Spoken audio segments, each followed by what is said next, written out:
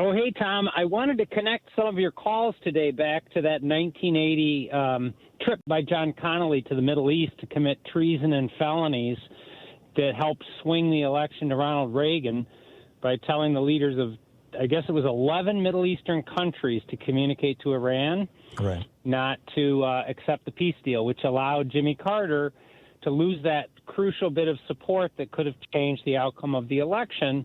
And I think the lesson that I take from it, and to connect your calls together, you talked about the Vietnam War, you were talking about the Iraq War, you were talking about the 2004, election fraud. I just like to connect those things together because this is the time in a 12-year period at this crucial hinge point in our country's history that an election the outcome was potentially changed by the Republican presidential candidate's campaign coordinating felony and treason that ends up extending wars.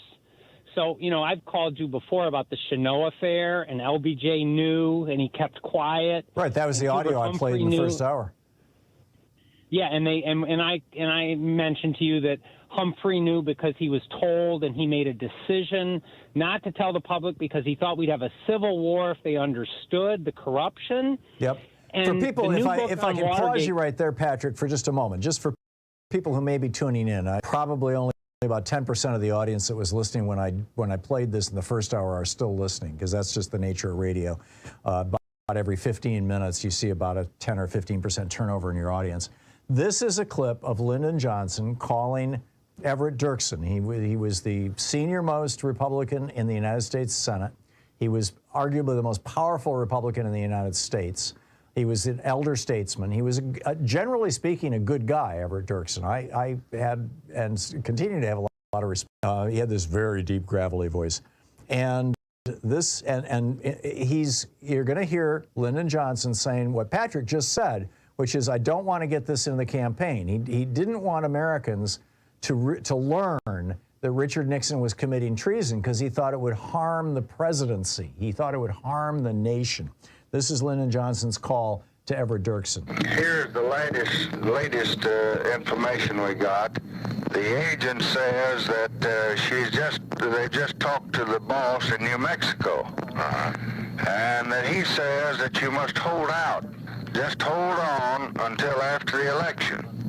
We know what Chew is saying to them out there. Yeah. We're pretty well informed on both ends. Now, I'm reading their hand, Everett. I don't want to get this in the campaign. That's right. And they oughtn't to be doing this. This is treason. I know. I know. Dirksen didn't say, no, it's not treason. Tom, he said, I know. Tom, this is so important. Can I connect this up to the Iraq War? Because we're on the 20th anniversary. Yep. And, give me just a tiny bit of room here. The Vietnam War goes on 6 years because of this treason. So That's your correct. friend who called, the 71 draft, all those body bags coming home. My brother was in the counter-inaugural.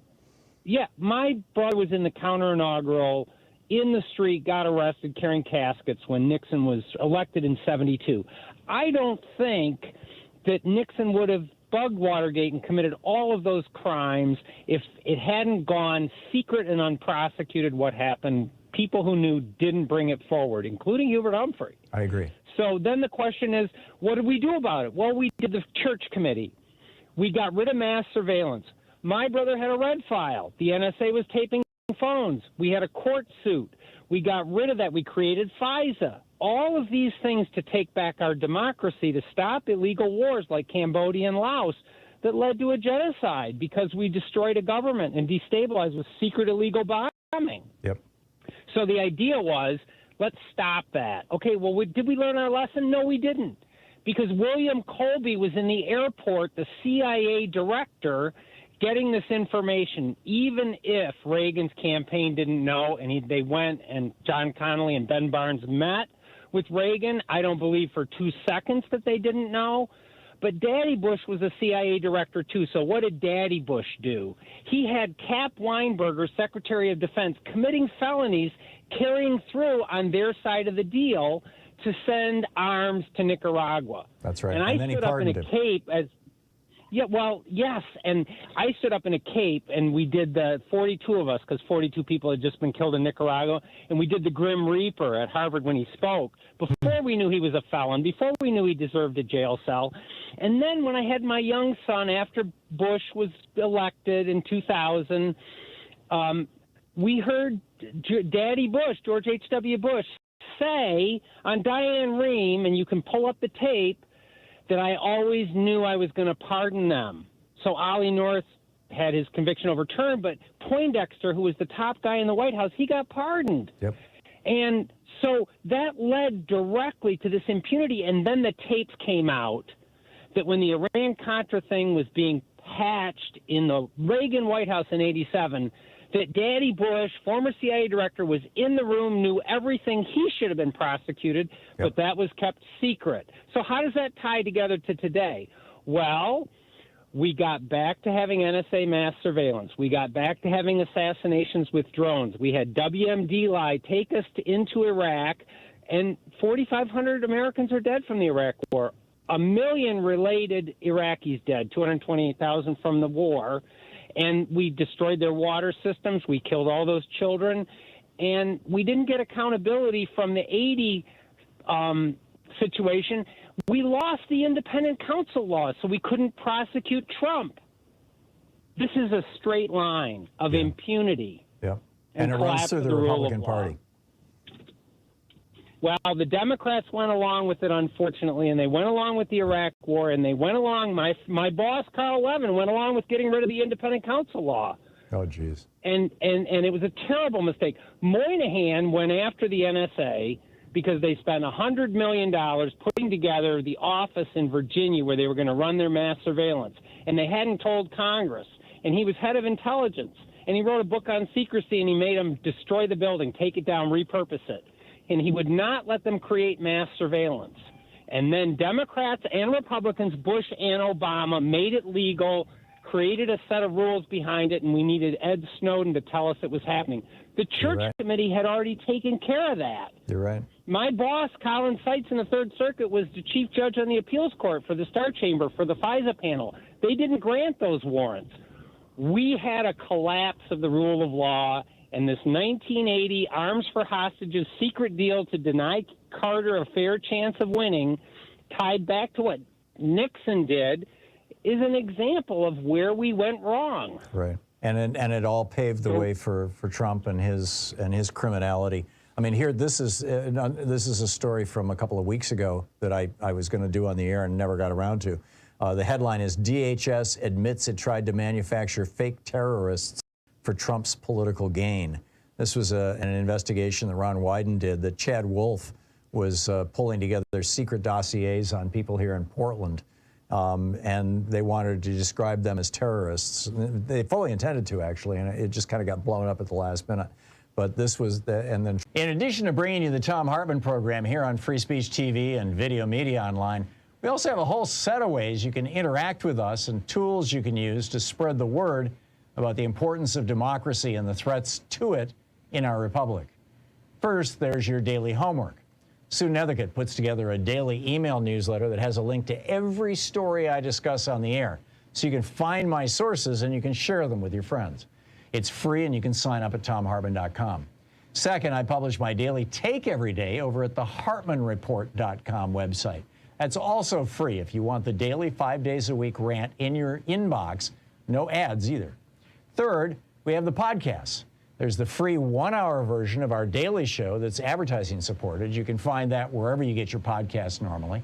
And then there's also the podcast of the entire 3-hour show with no advertisements, and that's available by subscription over at ThomHartmann.com. So check them all out at ThomHartmann.com and HartmannReport.com.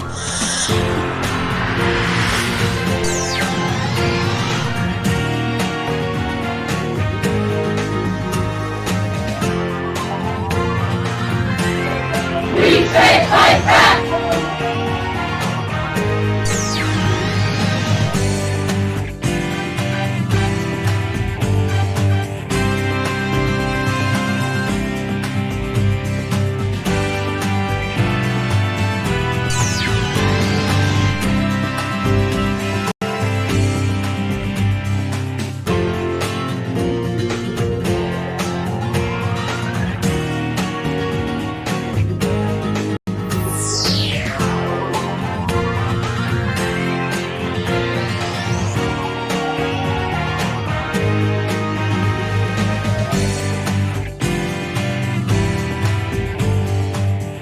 is the last day.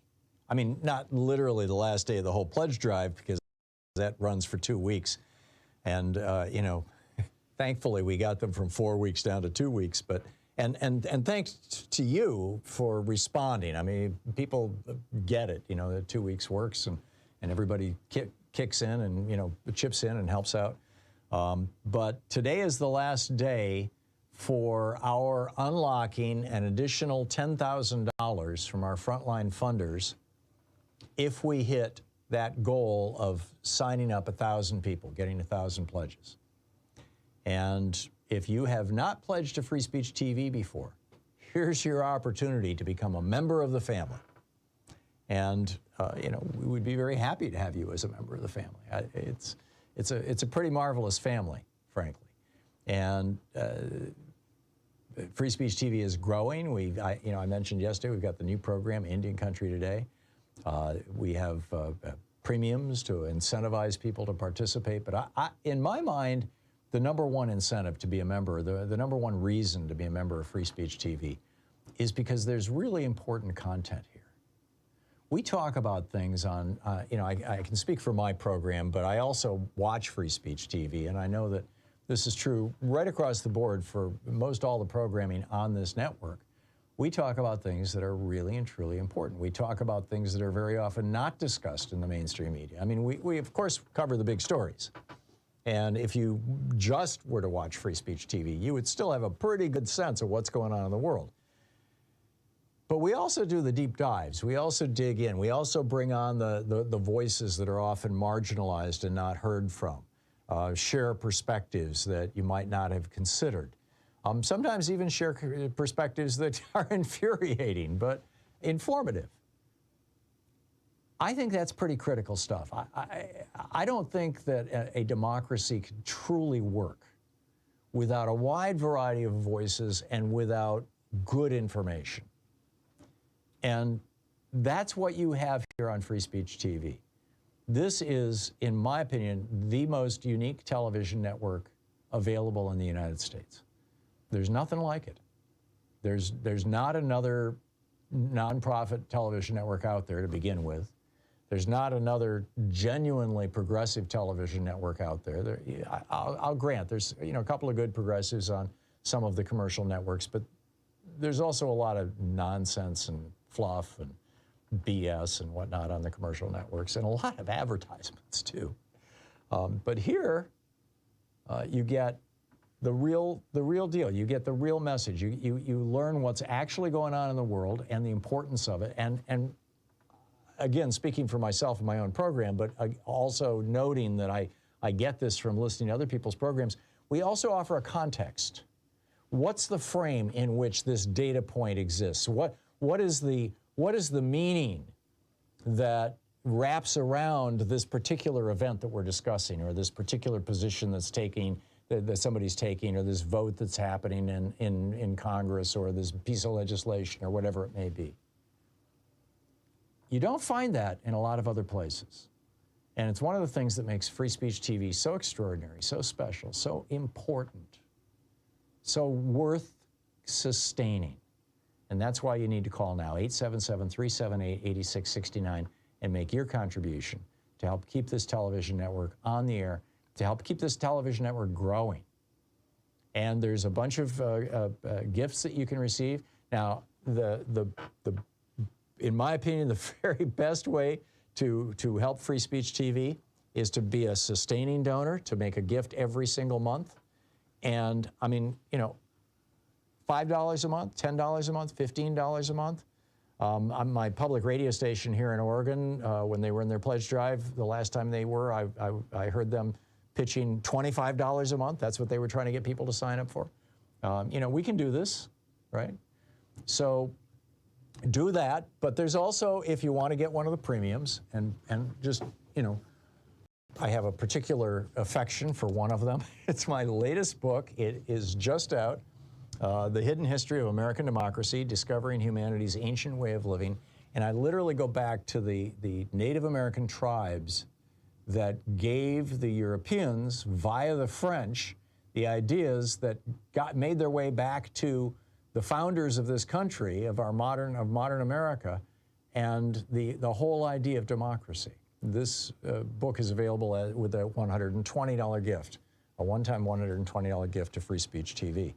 The other premiums are with a $20 gift. You have your choice of the Proud Student of Thom Hartmann University bumper sticker, or the Free Speech TV clear sticker, or the Free Speech TV Pride Coolsey. The $50 gift, there's the Summer of Solidarity tote bag. $75 gift, the Free Speech TV baseball cap. $100 gift, donation will be given to the Black Trans Advocacy Coalition. $120, my book, or a Free Speech TV t-shirt. $240 gift, our virtual meet and greet, and a $1,000 gift. Come to Portland and hang out with us. We're gonna organize the first one of these for this summer, I'm quite sure. Bottom line, Free Speech TV needs your help. We need it now. And this is the last day to get that 10,000, so please call now. 877-378-86. Wow, did you catch Trump's speech last night? It was Fox News carry. So Louise and I gritted our teeth and watched, well, part of it anyway. You just reach a point where it's like, okay, stop. Actually, we watched until they showed Biden on the screen at the same time giving a speech. And I was like, holy cow, Biden's giving a speech too. Let's go find that. And so we went to CNN and it wasn't there. And we went to MSNBC and it wasn't there. And it's like everybody was ignoring Biden. Again, I mean, you know, this is our media. Democrats speak, it gets ignored. Republicans speak, hey, it's front page news. But in any case, how much damage has the Trump-Putin collusion inflicted on America? I want to get into that in just a moment. Also, why the Clinton socks case, this was the defense that Trump was making last night in his speech that was being carried on Fox News, why that won't work for him. Although, at least in court, although it may work for him with public opinion. Also, a crazy alert, Marjorie Taylor Greene gets all emotional over the pain that, you know, the January 6th insurrectionists are experiencing going to jail, poor things. In the second hour of our program, the Republican Party is now planning to take no prisoners with regard to Donald Trump and Jack Smith. This is actually very, very grim news. Jim Jordan's talking about defunding Jack Smith's office, defunding the Department of Justice. This is how far these guys are going to go. I'll tell you all about that at the top of the second hour of our program. Also, 60 years ago this week, John Kennedy gave one of his most famous speeches. It was a speech on peace. I have for years, for the 20 years I've been doing this program, at least every other year, I've got this little collection of clips from the speech, and 5 or 6 of them, and they are just timeless, absolutely timeless. And I will be sharing those with you in the second hour of the program. Also, a Geeky Science. Is this the death of the gasoline car? Toyota just announced that it's going to be a couple of years from now, 2-3 years, but within the next 2 or 3 years, they're going to be rolling out an electric vehicle with a solid-state battery with a 932-mile range and it takes 10 minutes to recharge, to fully recharge. This is a game changer. In the third hour of our program, our single guest for the day, Emily Scarr, will be with us about the threat of forever chemicals. Also, has DeSantis completely screwed the pooch? What's going on down in Florida with the migrant workers? This is an amazing story. I'll tell you about that in the third hour. And also, has Starbucks given into the far right and removed decorations for Pride Month? Is this just a regional thing? It looks like there's an within Starbucks debate going on here. I'll tell you all about that. But my op-ed today over at HartmannReport.com is titled, How Much Damage Has the Trump-Putin Collusion Inflicted on America? And I think this is a really important question. You know, what has Trump done? And how, you know, and how much damage has it done to this country? First of all, you know, there's substantial evidence going all the way back to the 1970s. Or the 1980s, when Trump married Ivana, who was a Czech, you know, whose father was actually a mole for the Czech intelligence service reporting to Moscow. When he married her, Trump was recruited as an asset. And I believe this was 87. I'd have to hop through the article and find it. But he and Ivana went over to Moscow. They were essentially recruited by the KGB. He came back to the United States, went to New Hampshire. They convinced him he should run for president. He went to New Hampshire and put a toe in the water on testing a run for president. And then he bought a full-page ad in the New York Times, the Washington Post, and USA Today, calling for the United States to stop supporting NATO and Japan. They're literally popping champagne corks in Moscow. That was in the 80s. Then in the 90s, when Trump was really in financial trouble, who bailed him out? Russian oligarchs. You know, the number one way that money gets laundered in the world is through real estate. And Donald Trump was perfectly willing to take suitcases full of cash in exchange for properties, thus laundering, you know, Russian oligarch, Russian organized crime money. But, you know, looking at the more contemporary situation, you know, what happened while Donald Trump was president? Not only did the Mueller report try to look into the connections between Trump and Russia, but they were completely stonewalled. They documented 10 specific prosecutable cases, examples of Donald Trump obstructing justice. They called it that, obstruction of justice. They just said we can't prosecute him because the Department of Justice has this policy based on a letter written when Richard Nixon was president, written during John Mitchell's reign as head of the DOJ, that we don't prosecute sitting presidents. And that policy was updated when Bill Clinton was president during the Lewinsky trial, saying we don't prosecute sitting presidents. But, you know, all it is a letter. It's just a policy. But in any case, Mueller didn't go after Trump. He should have, frankly. But, you know, we now know a whole bunch of stuff that we didn't know before. First off, in the first months that Trump was in office, he outed an Israeli spy. This is fairly widely known. What generally isn't widely known is that this guy was working in Syria that year against the Russians on behalf of Israel. And the Russians at that time were bombing Aleppo back to the Stone Age, just like they're trying to do right now in Ukraine. And that spy, once he was burned, he had to vanish, right? Then, right after that, his burning that spy, now this was in 2017, this was Trump's first months in office. Right after that, CNN reported that we had to pull a spy out of the Kremlin because the CIA became concerned that if Trump was going to burn the Israeli spy, he would, to the Russians, he would probably also burn the American spy. We had a spy inside the Kremlin who was so high up in the Kremlin's national security infrastructure that he was literally conveying photographs of documents on Putin's desk back to the CIA. We pulled that spy out of the Kremlin, causing massive damage to American intelligence and probably eliminating or ending our ability to know about or even stop the Russian invasion of Ukraine. This is in 2017. In 2018, Trump meets Putin in Helsinki and orders the translator to sit in the American translator to sit on the other side of the room. Putin speaks fluent English. And so Trump and Putin had this conversation for 2 hours, no notes, no translator, nothing. And as the Washington Post reported, quote, there was this gasp at the CIA's Langley, Virginia headquarters. You literally had people in panic mode watching it at Langley on all floors, just shock. 3 weeks after Donald Trump meets with Putin and Putin apparently gives him marching orders, Senator Rand Paul makes a trip to Moscow to hand deliver some documents from Donald Trump to Putin's intelligence services.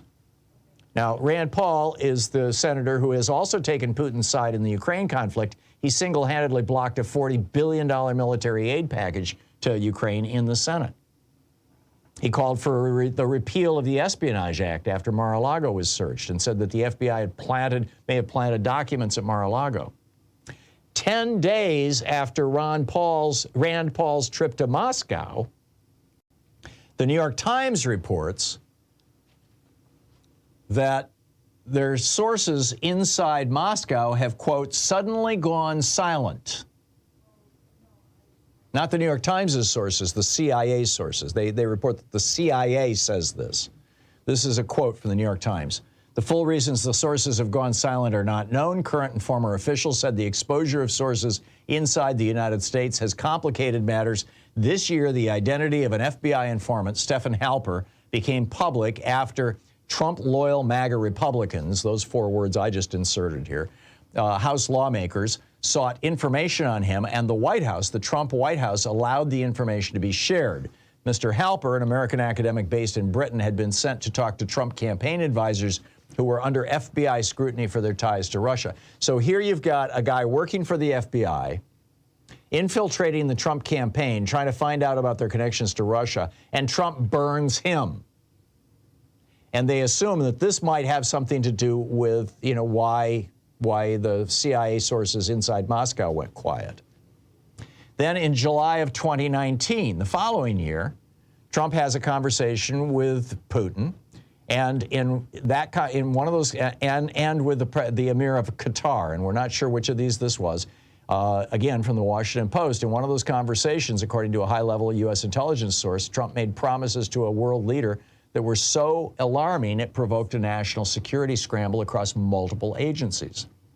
This is a quote from the Washington Post. Quote, Intelligence Community Inspector General Michael Atkinson determined that the complaint against Trump was credible and troubling enough to be considered a matter of urgent concern, a legal threshold that requires notification of congressional oversight committees.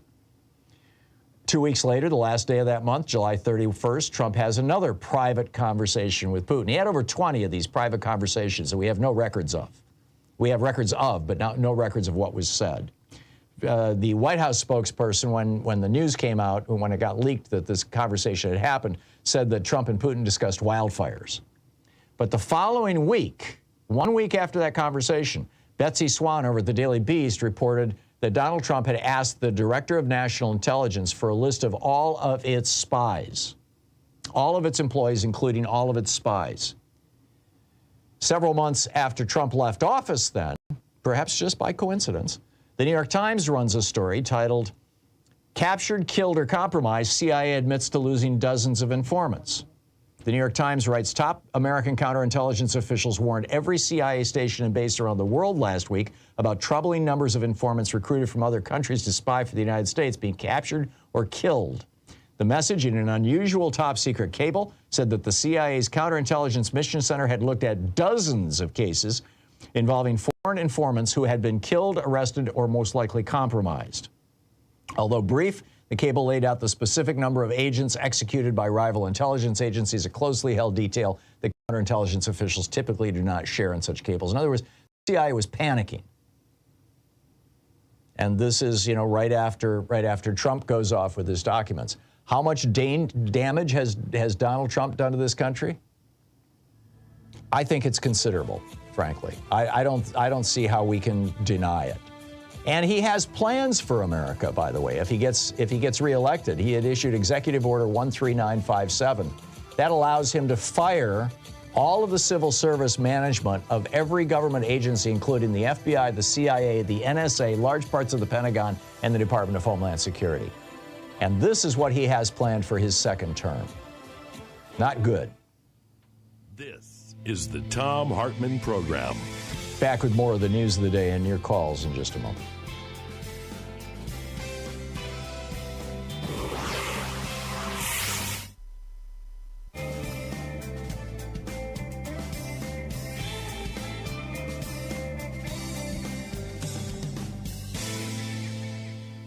And welcome back, Kurt in Akron, Ohio. Hey, Kurt, what's on your mind today? Well, thank you for taking the call, Tom. I do appreciate it. And to answer your Biden question, you can actually go to the White House YouTube channel. It's about 20 minutes long. It's between Kamala Harris and Joe Biden that last night. Oh, okay. It was a Juneteenth celebration concert. Oh, great. Okay, so that's what it was. Thank you for that, that's Kurt. what, I appreciate it. Right, and that's what it was. That's what it was. In fact, he was introduced by Ashley Biden.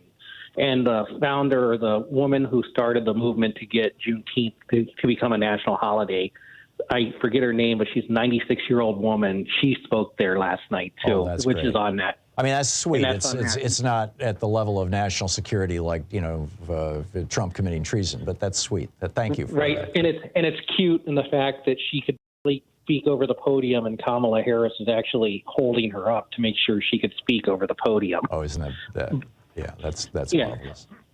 Yeah, but anyway, I did watch that speech by Donald Trump last night in New Jersey. I did watch it through the David Pakman show. He had a special live YouTube video of it, And basically what it was, it started out somewhat with some substance, which was surprising in itself. Very low energy, but he may have been tired.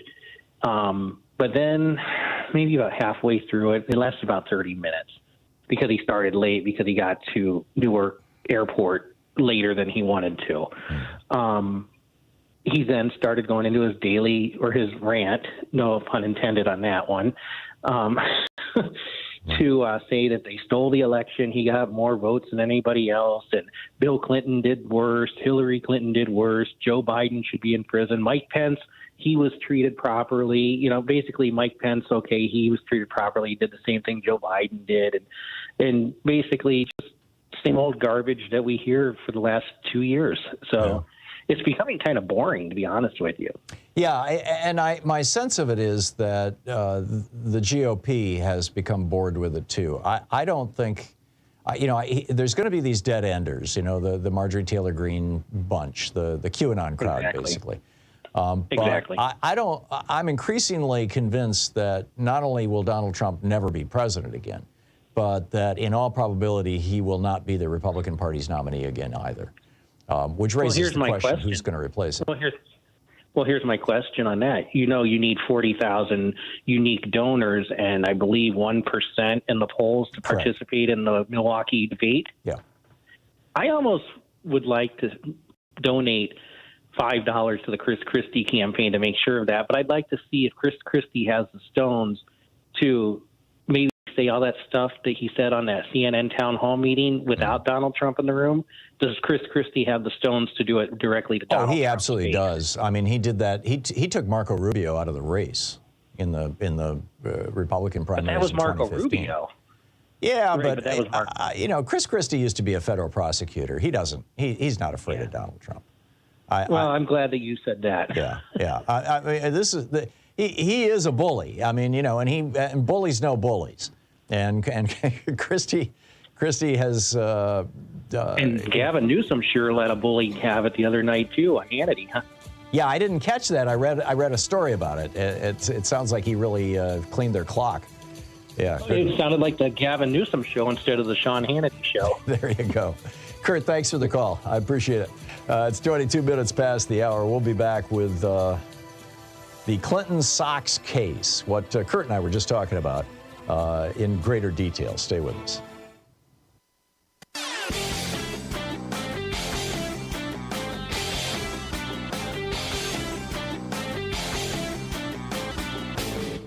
Missed my opening rant today? It's usually published over at HartmannReport.com, where you can read it and share it with your friends for free. Check it out, HartmannReport.com. So back in 1933, when Franklin Roosevelt became president, we were in the depths of the Great Depression. He raised the top income tax rate on billionaires from 25% to 90%. The ultra-rich were screaming, and here's what he had to say. A number of my friends who belong in the very high upper bracket have suggested to me on several occasions of late that if I am re-elected president, they will have to move to some other nation because of high taxes here. Now, I will miss them very much. He just took it right to them, right? Now, what came out of that was the world's largest and fastest growing and first major middle class. We can do this again. We just have to raise taxes on rich people. It's pretty straightforward. There's a whole article about it over at HartmannReport.com. Check it out.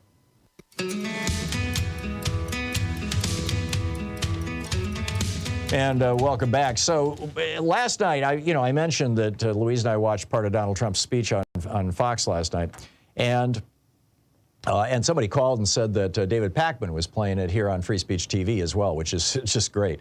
Had I known, I would have been there. But Trump started out with this riff about the Clinton socks defense. And he said, I'm paraphrasing here from memory, but basically he said, they can't prosecute me because, Bill Clinton took documents from his time in the White House and it went to court. And there was a lawsuit and the court said, and Clinton, hid those documents in his socks drawer. And the court said that's his personal stuff. He can keep it. Which on its face is true, which is, I mean, this is how an effective liar lies, is you tell a lie that has a germ of truth in it. Here's the fact of the matter. When Bill Clinton was president, a historian who was writing a book about the Clinton presidency, a guy by the name of Taylor Branch, interviewed Bill Clinton in the White House. Clinton tape recorded the interview so that he would have a record of what he said and the questions that Taylor Branch asked. Bill Clinton put those tapes in his socks drawer in the residence in the White House. And when he left the White House, he took them with him. There was a lawsuit about this. Larry Klayman's group, Judicial Watch, sued, saying these are official records of the U.S. government. It went to court. Judge Amy Berman Jackson, or Jackson Berman, I forget which, a well-known judge in the D.C. Circuit, ruled that no, those are not government records. They were not created by the government. They were created by Bill Clinton. They were not created for government purposes. They were created by Bill Clinton for his own personal use. They had no classification. They had no information in them that was classified. There was no sensitive data in there. Everything that Bill Clinton told Taylor Branch, the historian, was stuff that could be said on the record and could appear in public in a book. So yeah, Bill Clinton owns those things. And Trump is trying to use this as his defense, as did Fox News last night, as did the Wall Street Journal, as have multiple. Now, this is all over the right wingosphere right now. That the Clinton socks defense proves that Trump is innocent. He could have taken those documents. No, it's apples and oranges. They're completely different things. But like Mark Twain said, a lie will get halfway around the world before the truth puts its boots on. You're listening to the Thom Hartmann Program. Call 202-808-9925. Or in this case, puts its socks on. Yes, we'll be right back.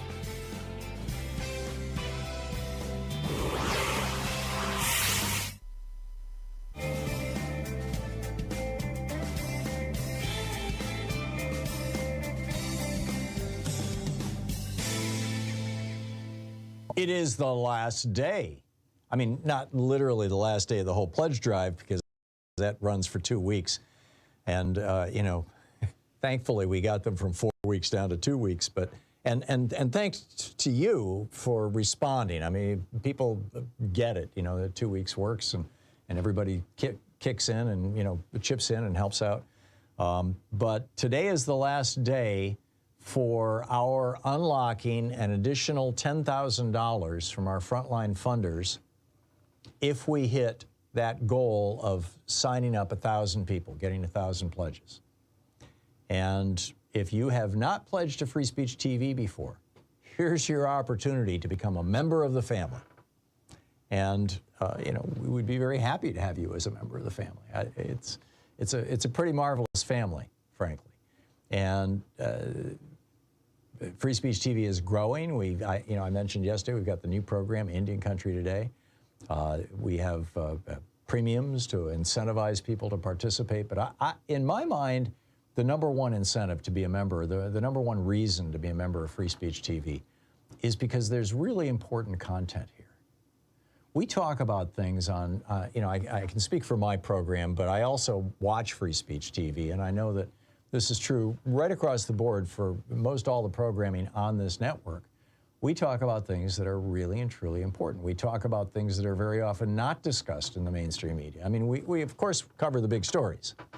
And if you just were to watch Free Speech TV, you would still have a pretty good sense of what's going on in the world.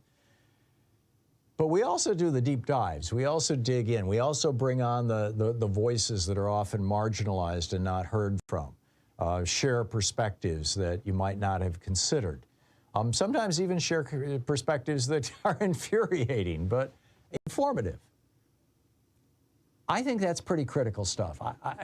I don't think that a democracy can truly work without a wide variety of voices and without good information. And that's what you have here on Free Speech TV. This is, in my opinion, the most unique television network available in the United States. There's nothing like it. There's not another nonprofit television network out there to begin with. There's not another genuinely progressive television network out there. I'll grant there's a couple of good progressives on some of the commercial networks, but there's also a lot of nonsense and fluff and BS and whatnot on the commercial networks, and a lot of advertisements too. But here, you get the real deal. You get the real message. You learn what's actually going on in the world and the importance of it. And again, speaking for myself and my own program, but also noting that I get this from listening to other people's programs, we also offer a context. What's the frame in which this data point exists? What is the meaning that wraps around this particular event that we're discussing, or this particular position that's that somebody's taking, or this vote that's happening in Congress, or this piece of legislation, or whatever it may be? You don't find that in a lot of other places. And it's one of the things that makes Free Speech TV so extraordinary, so special, so important, so worth sustaining. And that's why you need to call now, 877-378-8669, and make your contribution to help keep this television network on the air, to help keep this television network growing. And there's a bunch of gifts that you can receive. Now, in my opinion, the very best way to help Free Speech TV is to be a sustaining donor, to make a gift every single month. And I mean, $5 a month, $10 a month, $15 a month.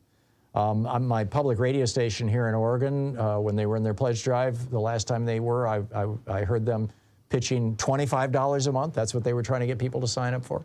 We can do this, right?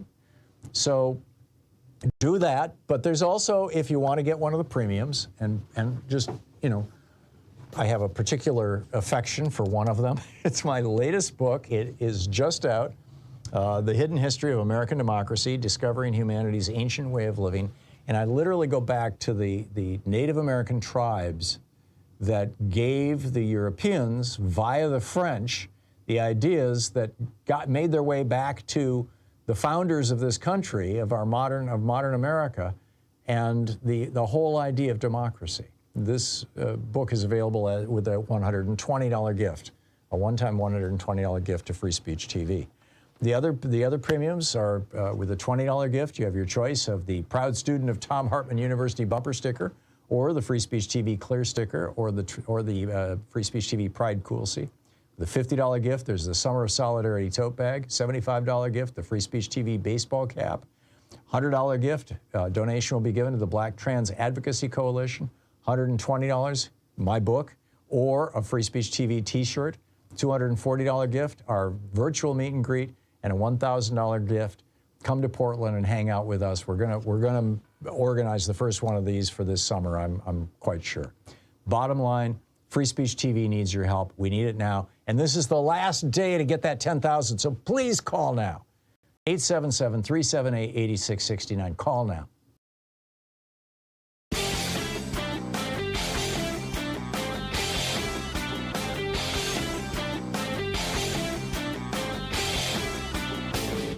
Change starts with you. You can be calling your Democratic or Republican representatives to let them know what you think by calling 202-224-3121. It's the Capitol switchboard. It'll get you right through to them.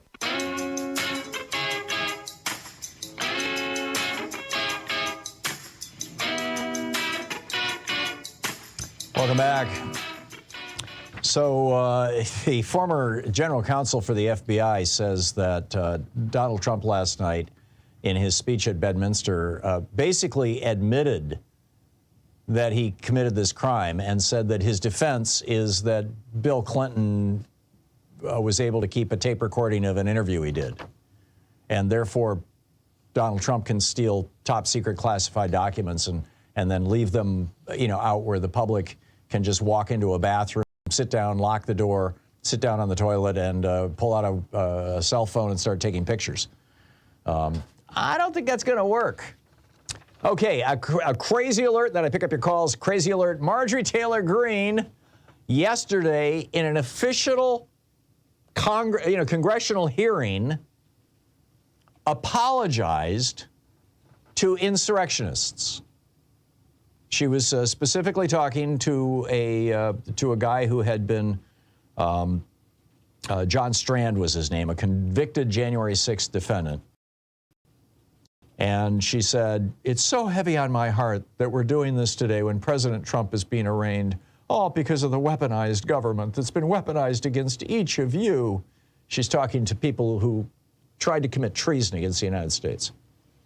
And it all started on that day, on January 6th, when we were just doing our, we were just doing our constitutional duty to object to Joe Biden's fraudulent electoral college votes.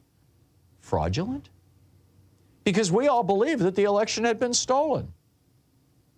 See, I think this is Marjorie Taylor Greene admitting that she's still sweating the possibility that she could be prosecuted for her role in January 6th. We still have not seen an indictment from Merrick Garland or from Jack Smith, rather, about the January 6th insurrection. That investigation is still ongoing. There's still a grand jury taking testimony in that. She goes on to say, speaking to John Strand, the January 6th defendant, she says, John, I didn't want to see you go to jail. I don't want to see it. And I don't want to see this happen to any more people because of sick, evil people that believe that they have to hunt people down using facial recognition software and go after more people. I don't want to see that. It's too much. Yeah. You know the old phrase, methinks thou doth protest too much? I think it's from Shakespeare.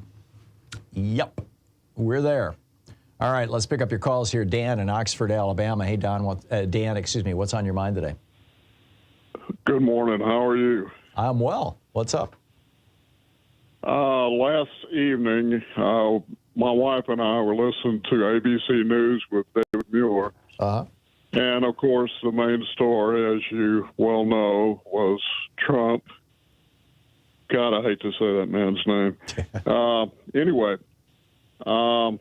and he brought in Dan Abrams, the legal expert.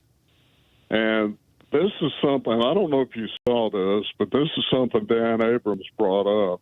And this just totally floored me. Dan Abrams said that Trump's lawyers, his team of lawyers, are going to try to drag their feet with this election. And basically it will be after the 2024 election that Trump will actually go on trial for this particular instance. One of Trump's, if I could just interject here real quick, Dan, before you get to your conclusion, just to buttress that, one of Trump's former lawyers, one who has just left his team in the last couple of weeks, yesterday said to somebody in the press, I don't recall who, but I read the story about it, said that he knew for a fact that the principal strategy they were going to use was to drag this thing out, and that the way they were going to do it was basically every single piece of evidence that gets presented by the prosecution, every single motion, every single action that the prosecution takes, they will object to.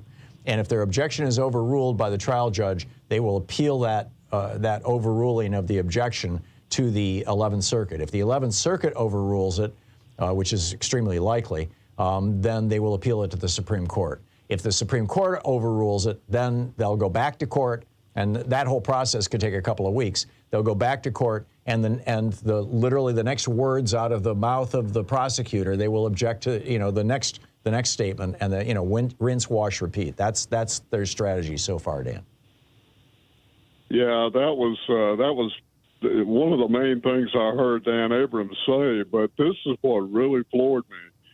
He says if all of this occurs after the election and Trump does get reelected, he can step in and say all of this is dead. Yes. He can just throw it away. Yeah, because he runs the executive branch, and he can direct the Department of Justice to do basically anything he wants. And the only remedy for that is impeachment. And as long as Republicans are with him, we saw that twice now. That ain't going to happen. So, yeah. That all assumes that Trump, A, is the Republican nominee, and B, becomes elected president. And The B part, I think, is extremely unlikely. Trump lost the first election, 2016, by 3 million votes. He lost the second election by 7 million votes. And I would think that he would lose the next election by 20 million votes. But the part about his being the nominee, that's still up in the air, but I'm seeing the wind change, and particularly with the Republicans in the Senate. They are increasingly, while you've got Republicans in the House who are outspokenly defending Trump, they tend to be the ones who were involved in the planning for January 6th, or who were in that meeting that I talked about yesterday, the 12 people who were in that meeting in the White House, 10 of them in the White House, 2 of them by Skype or phone or whatever it was, on December 21st. December 19th was the date that Trump tweeted out, "Come to D.C., it's going to be wild." December 21st, they had a meeting in the White House to talk about the fake electors. And so these people participated in a conspiracy to overthrow the government of the United States. And it wouldn't surprise me if if some of them anyway get charged with sedition, or at least are fact witnesses in this thing, which will, could really damage their reputations. And I think that's why they're so outspoken about this, why they're defending Trump, because they see Trump becoming president and pardoning them as basically their last defense. And they're scared to death. I think Matt Gaetz and Marjorie Taylor Greene are terrified. Now I might be wrong, but all the behavior I'm seeing suggests that. So, Dan, spot on. Thank you very much for sharing that. Malcolm in Blue Bell, Pennsylvania. Hey, Malcolm, what's on your mind today? Good morning, Tom. Everything you mentioned in your opening rant, all the treasonous acts of Trump, it's largely a reason why it's hard to keep people involved with our justice system and politics, because the situation of Trump should have been nipped in the bud a long time ago. Oh, yeah. But we've given him the benefit of the doubt and just let statutes of limitations expire. And all he had to do was insert Bill Barr to say there's no there, and put out a heavily redacted Mueller report. And we just looked the other way. Life went on. Yep. And we're still waiting on Georgia, which all the audio was made available for the world to hear as far as finding those votes. And Giuliani hasn't even been indicted for anything. Yeah. Yeah. And Giuliani was also, Giuliani was in that June 9th, 2016 meeting in Trump Tower with Natalia Veselnitskaya and the people who were representing the Russian oligarch who was there essentially representing, or not unofficially representing Putin. And 20 minutes after that meeting, Trump is tweeting about Hillary's emails, and then suddenly, hey, Russia's got those. Who would have known? Right. Yeah. And one last thing. It's grody. I've been driving commercial vehicles for over a decade, and I was in Jersey over the weekend when the tanker tipped over, whatnot, exploded under the bridge. It happens more often than you think, just like the train derailments that were happening every other day a few months ago. Yeah. 2 accidents in the big rig where the one driver fell asleep. He rear-ended me doing 65, fell asleep driving a car carrier, and the next guy rear-ended me on his phone driving a big rig. So it happens. I don't think it's really conspiracy or anything like that. I think it was just unfortunate that it happened under a bridge and took out the overpass. Yeah, it's looking like that's the case. Vehicles, it doesn't take much to have a catastrophe. One tire blowout or take a turn going too fast, and it's a wrap. Which is another reason why it can't be too soon before we wean ourselves off of our addiction to these explosive fossil fuels. Right, and we're dealing with companies where the only thing, the bottom line, is profit, and so we're a long way off. Yeah, oh yeah, it's gonna be a couple of decades. Loses their lives. Plus the average lifespan of a car is 17 years in the United States, so it's gonna take a while. Malcolm, excellent points all. Thank you very much for that. Brad in Elk Grove Village, Illinois. I want to take a contrarian view. The Republicans are all saying all these prosecutions of Trump are political, and they are, because sedition, espionage, putting documents, they're political acts. They're following the politics of a foreign country. And the thing is, I think the Democrats should try to own that political prosecution. Because would you agree that treason, espionage, sedition are political acts? No. No, I don't. No, in my mind, a political act is something that involves politics, which is in the realm of partisan jockeying for partisan power, for elected office, that kind of thing. And so that's what the Republicans are saying. In fact, they came out and said it last night on Fox News. That Donald Trump is being prosecuted. Trump said it multiple times, and people on Fox News said it, that Trump was being prosecuted because Joe Biden is trying to eliminate his political competitor. That's a political prosecution if it were true. It's obviously not true, but that would be political, and partisan. But I get your point that politics has to do with governance, and treason and all these other things have to do with governance. But I think that you're stretching the definition to the point that it becomes meaningless. I understand where you're coming from, Brad, but respectfully disagree. Thanks a lot for the call, though. Keep thinking. Keep thinking. It's 46 minutes past the hour. We'll be right back.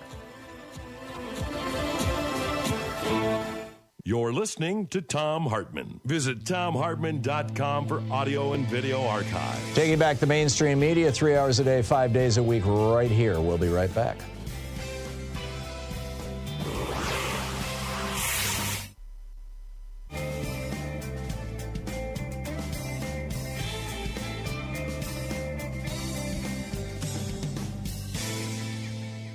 And welcome back. David in Los Angeles. Hey, David, what's on your mind today? Tom, I just wanted to respond, not to say something with regard to your comment that Trump is going to not be the nominee of the Republican Party. I think that based upon the attitudes of past Republicans, thou shalt not speak ill of a fellow Republican under the 11th Amendment. They will nominate Trump because they don't want to split the party or conservative vote. Otherwise, Mr. Trump will run as a third party and split it, and the Democrats, therefore, will be assured of control. That's my first comment. The second comment is... Well, let's deal with them one at a time, David. I think that you're right. I think that there's a lot of fear inside the GOP that if Trump is not the nominee, he will run on a third-party ticket, and he'll pull enough votes.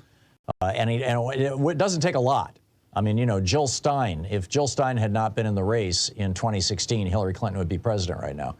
If Ralph Nader had not been in the race in 2000, in all probability, Al Gore would have been president. So it doesn't take a lot of votes, and the Republicans know that. So I don't disagree with you about that, but I don't think it's under the control of Romney McDaniel, or any one particular person. I don't, I suspect that, well, we'll see. Your second point, David. On that point, I would say that ranked voting would eliminate the risk that is identified by having the Gore-Bush phenomena. My second point is there's a new book out called dealing with the subject of secession of blue states. It's called Break It Up by Richard Kreitner. And it's an interesting book because we have some fundamental undemocratic conditions in the Senate and in the House and the Electoral College, et cetera, that if the blue states were to adopt a secession policy, which is not foreign to our history, original abolitionists were advocating secession before the Civil War in connection with the issue of slavery. So it's not just a secession from a Confederate point of view. I think there's great potential in that, and it's an interesting point for you to consider. And I hope you are aware of it, or if you aren't, look into it. Yeah, I wasn't, David, and I'll look for the book. My concern with blue state secession, and we've had this conversation a few times over the years on this program, because it's kind of a fad that comes and goes, is that if you withdraw from the United States, Just, you know, the entire process is so cumbersome, so difficult. You know.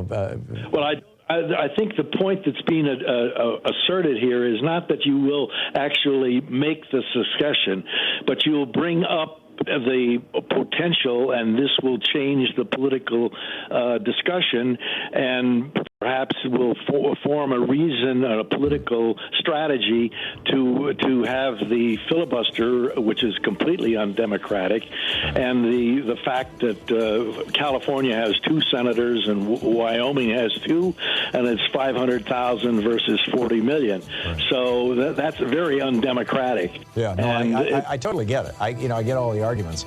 I think, frankly, the way to respond is to break California into 3 states and add Puerto Rico and D.C. But, David, I got to run. Thanks for the call.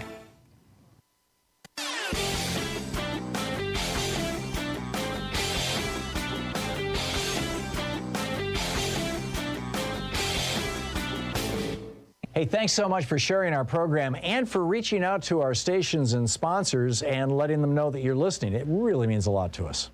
So when was the last time you heard some Republican ranting about how, like Ron DeSantis, Florida's where woke goes to die, and we're declaring war on woke, and all that kind of. Republicans have been using dog whistles for most of my lifetime to shout out to their generally white racist base against various minority groups. Richard Nixon was, we're law and order, and as John Ehrlichman pointed out, his whole war on drugs was basically a war on black people and hippies. George Herbert Walker Bush had Willie Horton. George W. Bush had the Muslims. Donald Trump, it's the Mexican rapists. It just never ends. Woke is just the latest dog whistle they've got. So the next time somebody uses that phrase, just, ask them, what are you talking about here? Are you just trying to tell me that you're a bigot? I mean, what are you really saying? There's a whole rant about this over at HartmannReport.com. Check it out.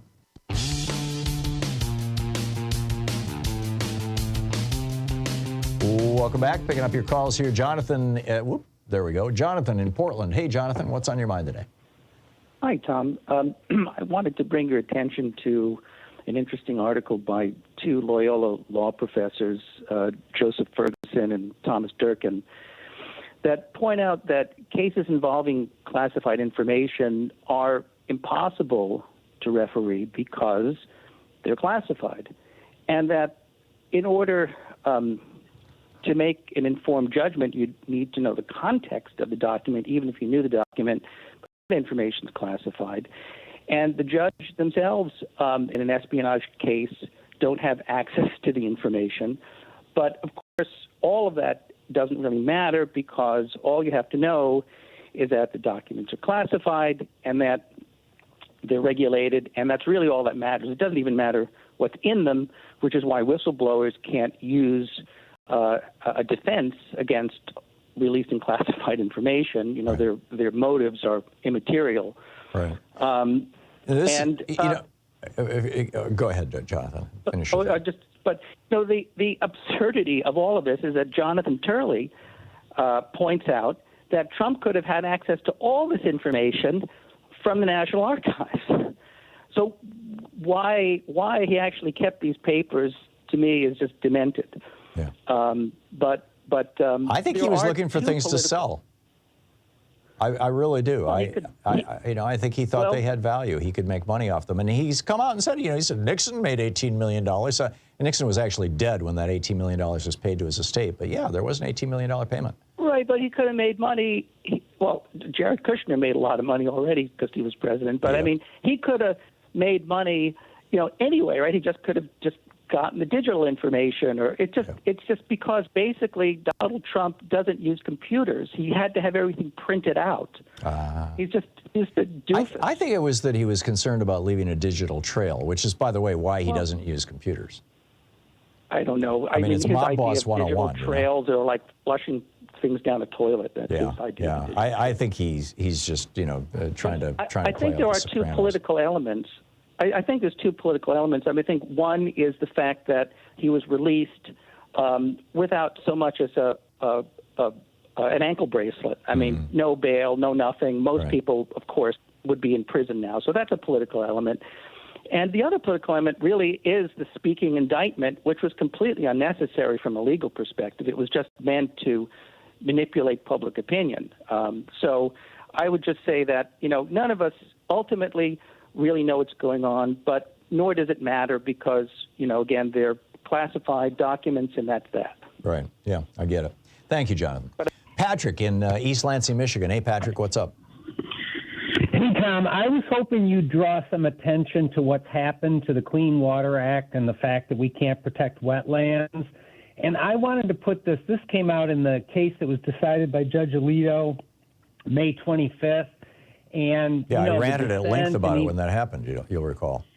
So I wanted to go to 30,000 feet and take your program to like its highest and best use, which is, what's the significance of this case? Because we cannot protect wetlands. We're going to have flooding. We're going to have increased insurance costs, increased pollution, and it's to protect the farmers and the oil and gas and the builders and the developers. But go even higher, okay? It means that Congress cannot legislate to protect the environment. Now, why?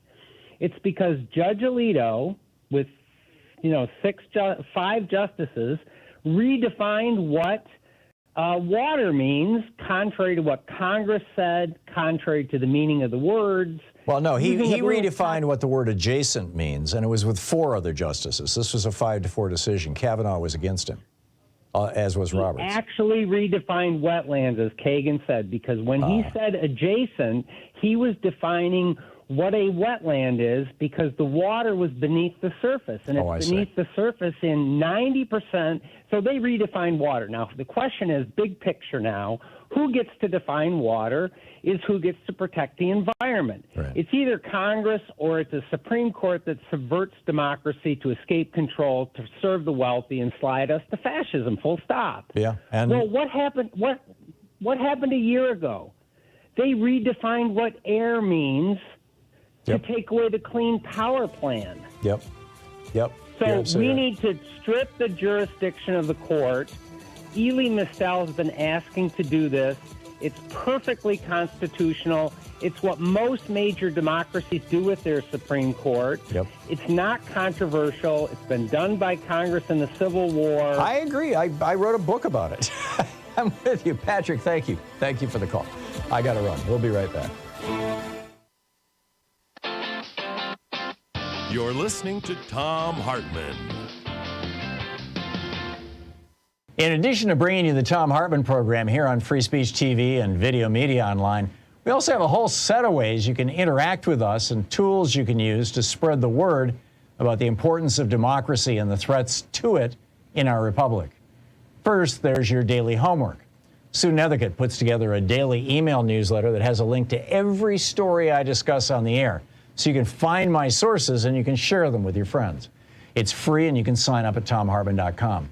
Second, I publish my daily take every day over at the HartmannReport.com website.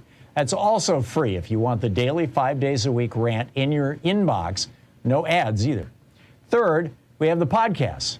There's the free 1-hour version of our daily show that's advertising supported. You can find that wherever you get your podcasts normally. And then there's also the podcast of the entire 3-hour show with no advertisements, and that's available by subscription over at ThomHartmann.com. So check them all out at ThomHartmann.com and HartmannReport.com.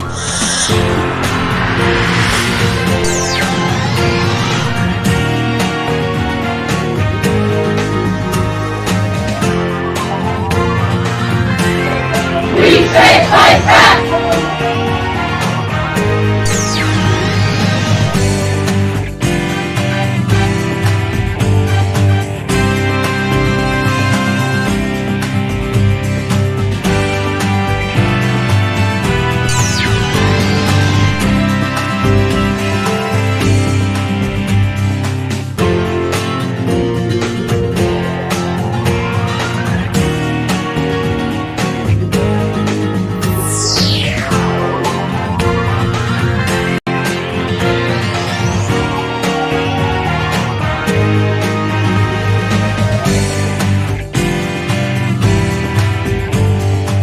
It is the last day.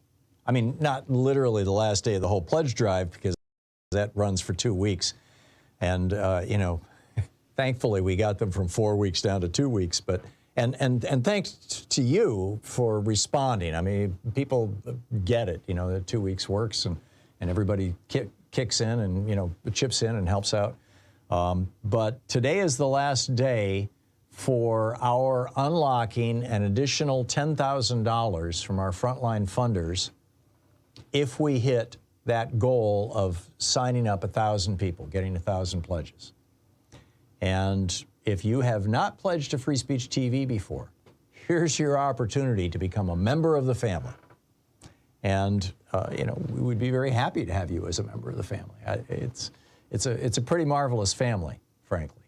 And Free Speech TV is growing. I mentioned yesterday we've got the new program, Indian Country Today. We have premiums to incentivize people to participate. But in my mind, the number one incentive to be a member, the number one reason to be a member of Free Speech TV is because there's really important content here. We talk about things on, I can speak for my program, but I also watch Free Speech TV, and I know that this is true right across the board for most all the programming on this network.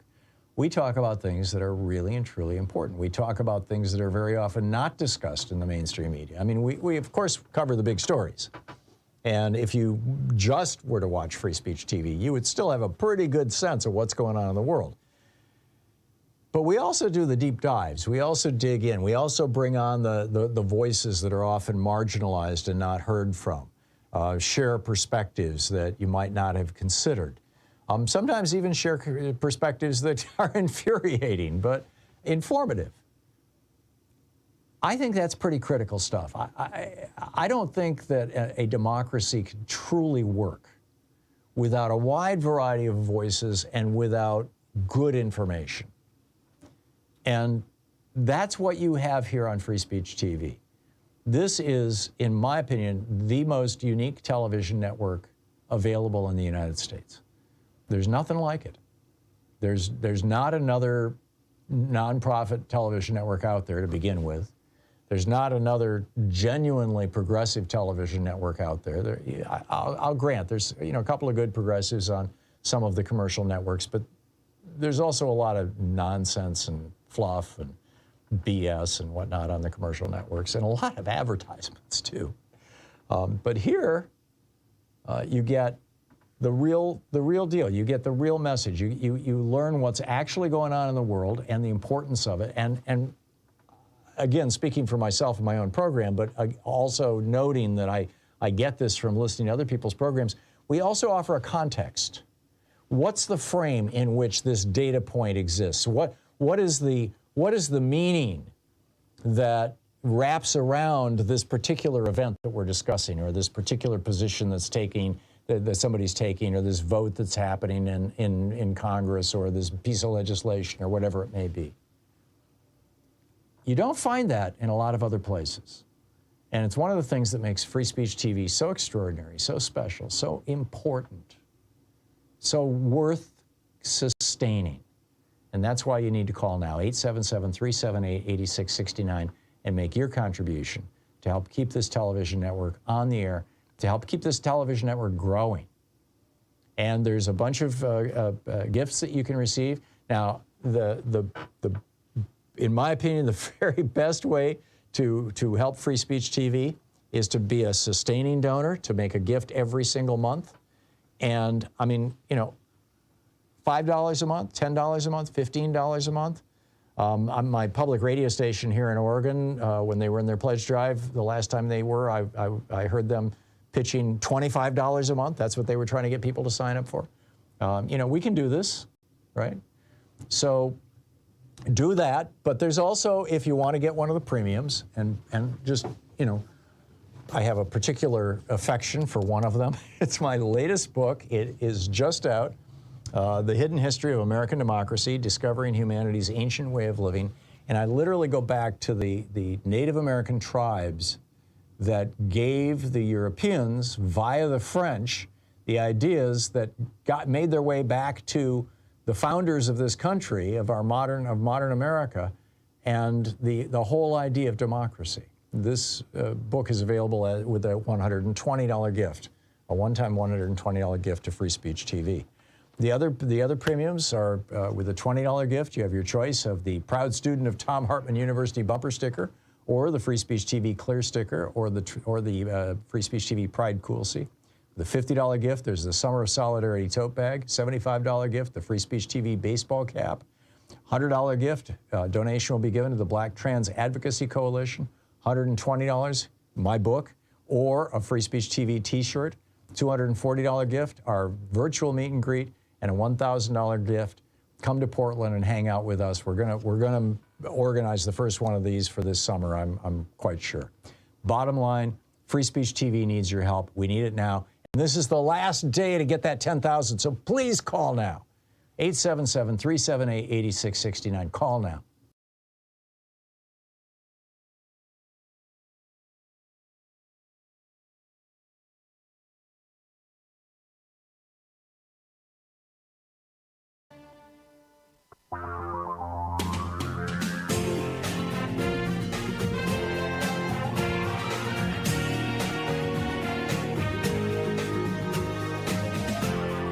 This is the Thom Hartmann Program. Welcome to the second hour of our program today. House Republicans plan to pull out all the stops, the article over at Raw Story says, in an effort to discredit Jack Smith with a multi-pronged, scorched earth attack on the special counsel, including issuing subpoenas and cutting funding to his office. Jim Jordan is trying to get Smith to testify or provide information about the investigation, presumably that he can then pass along to Trump's lawyers. All options are on the table, Jordan said. And then Kevin McCarthy, oh my God. This is the same Kevin McCarthy who said, you know, it's not a big deal. Bathrooms can be locked. From the inside, you idiot. Anyhow, Kevin McCarthy yesterday said, speaking of Jack Smith, he said, why did he think President Trump should be treated differently than anybody else? I think the American public does need to know. Well, Trump should be treated differently than anybody else because anybody else didn't steal top secret classified information and pass it along to the Russians and the Saudis and leave it out in public where anybody could steal it and photograph it, et cetera, et cetera. Come on, Kevin. You know better than this. Marjorie Taylor Greene, again, as I mentioned in the first hour, a woman who I believe has a very real chance of being indicted around January 6th, who asked for a pardon, you'll recall, says that Trump is very supportive of the idea of using the power of the purse strings to hobble Smith. Right. She wants the Freedom Caucus to take an official position. Everybody's open to it, she says. It's all about appropriations. In other words, we can cut off his funding. That's the only power Republicans have is appropriations, and so that's where I think we have to work. And then Matt Gaetz jumps in. He says, oh, it's something I believe in, and I hope House Republicans will rally to that as a legislative device. Right. Meanwhile, Congresswoman Lauren Boebert on Tuesday introduced articles of impeachment against President Joe Biden. She threatened to use a privileged motion. Now, she introduced articles of impeachment against Biden in the last session as well. And, you know, they didn't go anywhere. She's introducing them again. And she says if Kevin McCarthy doesn't move this thing along, if it doesn't make it out of committee, she's going to try and bring it to a floor vote with a privileged motion. Right, good luck with that. She says, it's about Joe Biden's failure to secure the southern border. Right. She goes on to say, given the severity of the violation of Joe Biden's constitutional oath to faithfully execute the office of the President of the United States to the best of his ability, preserve, protect, and defend the Constitution of the United States, this is something we must do with our majorities in the House of Representatives. It's our duty because Joe Biden has neglected the constitutional duty of the office of the President of the United States. Hey. Is she going to survive the next election in Colorado? She won the last one by, what, 500 and some odd votes? I don't know. I have a feeling that in 18 months or so, we're going to see a very, very different Congress. Knock wood. At least one hopes. 60 years ago, this week, it was actually 60 years ago Saturday, but it wasn't a Saturday when he gave the speech. President John Kennedy gave a speech at American University that was probably one of his most famous speeches. It was about peace. And I wanted to share parts of this speech with you because I think it is such an important speech. And so I'm going to start and stop it and offer some commentary, and it'll run through this section and the next section of the show. But here's how he begins. I have therefore chosen this time and place to discuss a topic on which ignorance too often abounds and the truth too rarely perceived, and that is the most important topic on earth, peace. Yeah, and then he continues. What kind of a peace do I mean, and what kind of a peace do we seek? Not a Pax Americana, enforced on the world by American weapons of war, not the peace of the grave or the security of the slave. I am talking about genuine peace, the kind of peace that makes life on earth worth living, the kind that enables men and nations to grow and to hope and build a better life for their children. Not merely peace for Americans, but peace for all men and women. Not merely peace in our time, but peace in all time. Remember when we had a country and a time and a national spirit that talked about these large issues in this context? He continues. I have therefore chosen this time and place. Wrong spot. Hang on. Let me start over again. There we go. I speak of peace, therefore, as the necessary, rational end of rational men. I realize the pursuit of peace is not as dramatic as the pursuit of war, and frequently the words of the pursuers fall on deaf ears, but we have no more urgent task. Amen. Kennedy continues. No government or social system is so evil that its people must be considered as lacking in virtue. That's an amazing point. Our military forces are committed to peace and disciplined in self-restraint. Our diplomats are instructed to avoid unnecessary irritants and purely rhetorical hostility. For we can seek a relaxation of tensions without relaxing our guard. And for our part, we do not need to use threats to prove we are resolute. Kennedy continues. Meanwhile, we seek to strengthen the United Nations to help solve its financial problems, to make it a more effective instrument for peace, to develop it into a genuine world security system, a system capable of resolving disputes on the basis of law, of ensuring the security of the large and the small, and of creating conditions under which arms can finally be abolished.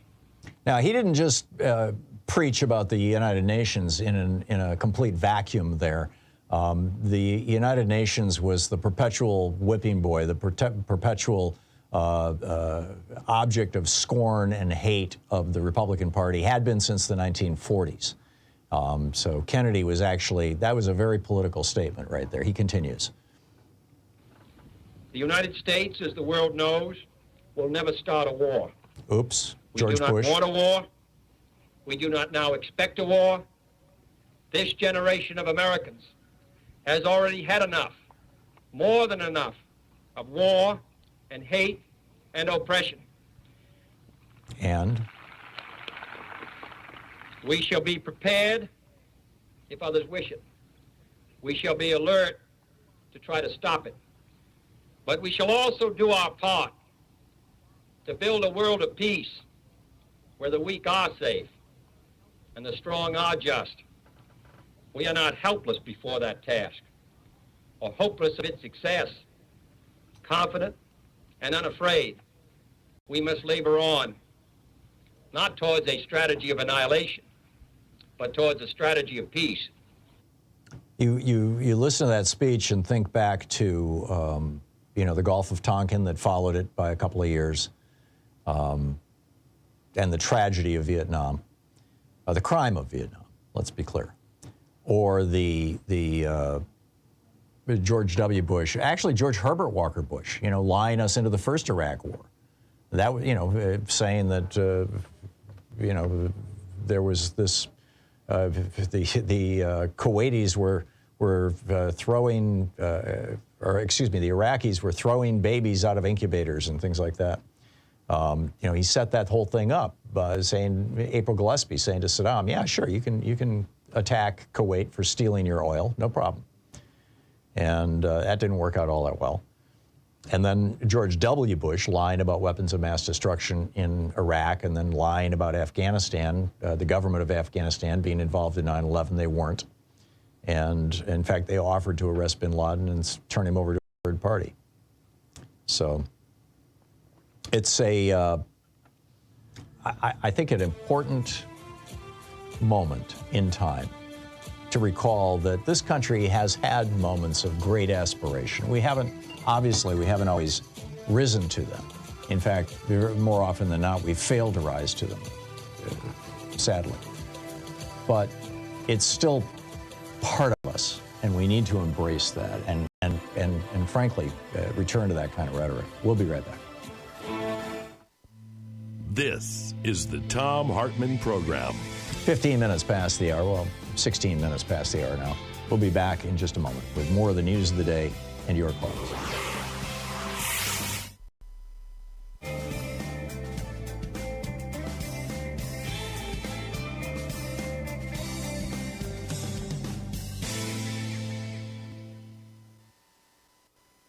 And welcome back.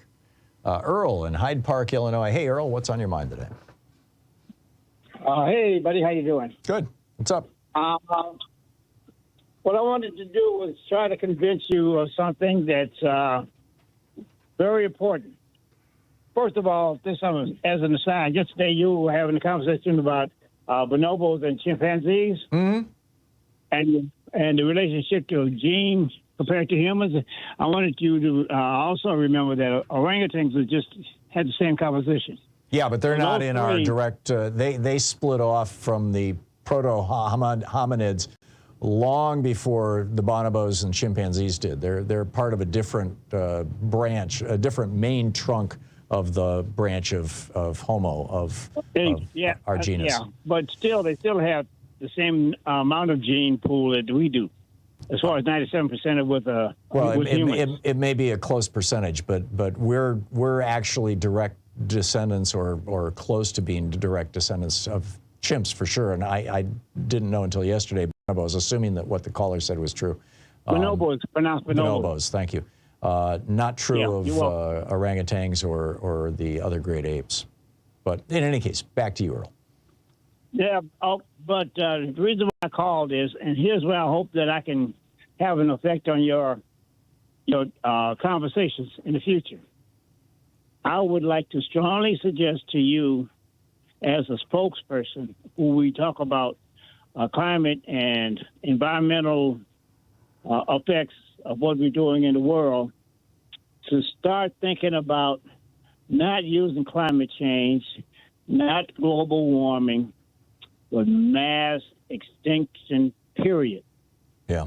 Scientists are saying that we are in the 6th mass extinction period now. That's correct. This has implications that's far greater than just climate change. Right. It's much worse than just disruptive weather. Yeah, I agree. Right. So I'm hoping that in the future that you will start using a mass extinction. The phenomena that we are in is the 6th mass extinction. In your conversations with people when you start talking about the problems with the earth. And I think that you had a caller earlier said that he's worried about water and who defines water or standing water and all that other stuff. That's not really the main issue. The main issue, we have got to get the human race thinking about the planet as a whole. Right. No matter what we do in the United States, the rest of humanity is on a path to mass destruction. Yep. If we don't include everybody in and we're taking our ecosystems with us. Yeah. We are the big mistake that we make, and I blame our revealed religions in large part for this, is that most people fail to realize that we are nature, that we are interpenetrated by, we are part of nature. And you can't, as the old margarine ad goes or butter ad goes, you can't fool Mother Nature. It is ourselves that we are attacking ultimately as we attack nature. Excellent point, Earl. Thank you very much for that. It's 20 minutes past the hour. We'll be right back.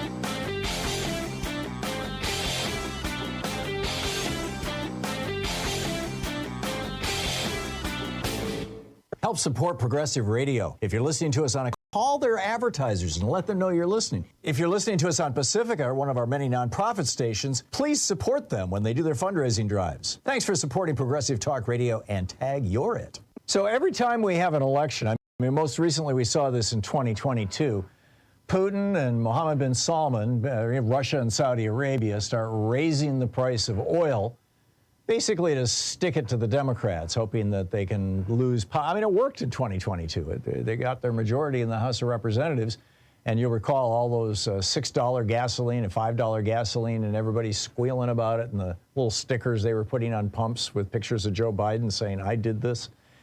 Well, they're preparing to do it again. They've cut production, Saudi Arabia and Russia, and it's going to get a whole lot worse over the course of the next year as we're heading toward 2024. So what can we do about this? Well, I have a very specific proposal, and by the way, 70 different environmental groups have joined in this, along with Senator Ed Markey and several members of Congress, and that is to ban the export of American-produced crude oil. Make America energy independent, and we control the price. There's a piece about it over at HartmannReport.com. Check it out.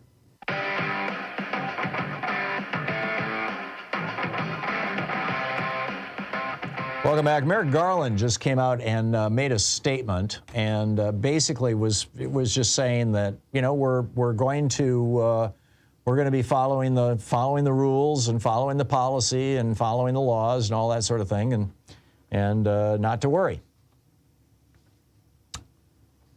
The Republicans, of course, are hysterical, and the Democrats are going, "See, I told you." You know, it's sad that he felt that he needed to do this, but, oh, and the other thing I wanted to share with you, Amy Vanderpool just tweeted the terms of Trump's release, the conditions for bond. He actually is out on bond, but the bond is called personal recognizance, but it can be withdrawn. And one of the conditions of bond for Donald Trump is, and I quote, "No communications about the facts of the case except through counsel." In other words, Donald Trump violated his bond last night when he gave that speech. Now, is the judge going to haul him in and say, okay, Donald, you go to jail? No, of course not. Well, no, I shouldn't say of course not. But no, they won't do it. Frankly, I think they should. But anyhow. All righty, Geeky Science for you. This is an amazing story. Toyota has gone through a major upheaval internally, the Japanese automaker. And the guy who was running their Lexus division, which is the luxury, you know, they build the Lexus cars on the same frame as the Toyota cars are built, and the same engines and things. It's mostly cosmetic stuff that makes the difference between a Toyota and a Lexus, and the price tag, of course. But the guy who ran the Lexus division has taken over Toyota, and they just announced, this was at PCMagazine.com, they just announced a new solid-state battery that will give a car a 932-mile range with 10-minute charging time. Now, if you don't think that this is going to take down the gasoline motor, but this is going to be incredible.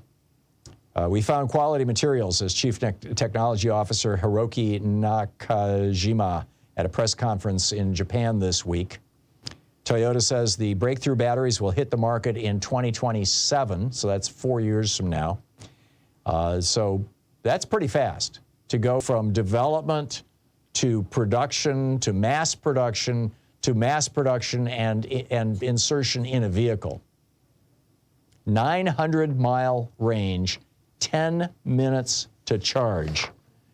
It's going to first, this battery's going to first appear, they're suggesting it's going to first appear in the Lexus vehicles. So fascinating stuff. All righty, let's pick up some of your phone calls here. Richard in Chicago. Hey, Richard, what's on your mind today? You just had a conversation about various representatives doing crazy things, and I'm obviously concerned that the Republicans want to censure Adam Schiff, and A, I'm wondering what you think the chances of that are, and B, the imperative that we, in 2024, just as importantly, take the House of Representatives to get rid of the crazies. Yeah. It's just as important as the presidency. Yeah. I have said before, and I'll repeat it, I believe that the 2024 election is going to be a blowout for Democrats. I think we're going to hold the White House, and we're going to hold the Senate and take the House, and I believe we're going to expand our representation in the Senate. Now, don't take that to the bank. This is no time to rest on our laurels, but the Republican Party has been outed in a big way. I mean, the Dobbs decision, the whole abortion issue is blowing up in their face, and they're still doubling down on it in state after state. I think you're going to see several states flip from red to blue, or from red to purple anyway. I think this overlays on top of these 80-year cycles that I've written about and talked about on this program a number of times, and that Neil Howe has a book coming out about next month. In fact, I want to get him on as a guest to talk about it. The Fourth Turning Has Arrived is the title of his book. It drops on July 17th, and you can pre-order it. And I reference this in my new book. I've got a brand new book about these topics too, the hidden history of American democracy. I think that a new day is coming, Richard. But with regard to Adam Schiff, I don't think it's going to go anywhere. I really don't. This is just, political crossfire. Richard, thank you for the call. It's 27 minutes past the hour. We'll pick up your phone calls on the other side of this break. Stay with us. It's the Thom Hartmann Program. Speaking the truth, the multinational corporations would really rather you didn't know. You're listening to the Thom Hartmann Program. Call 202-808-9925. Talk Media for the rest of us resumes in just a few minutes on the other side of this break with your calls.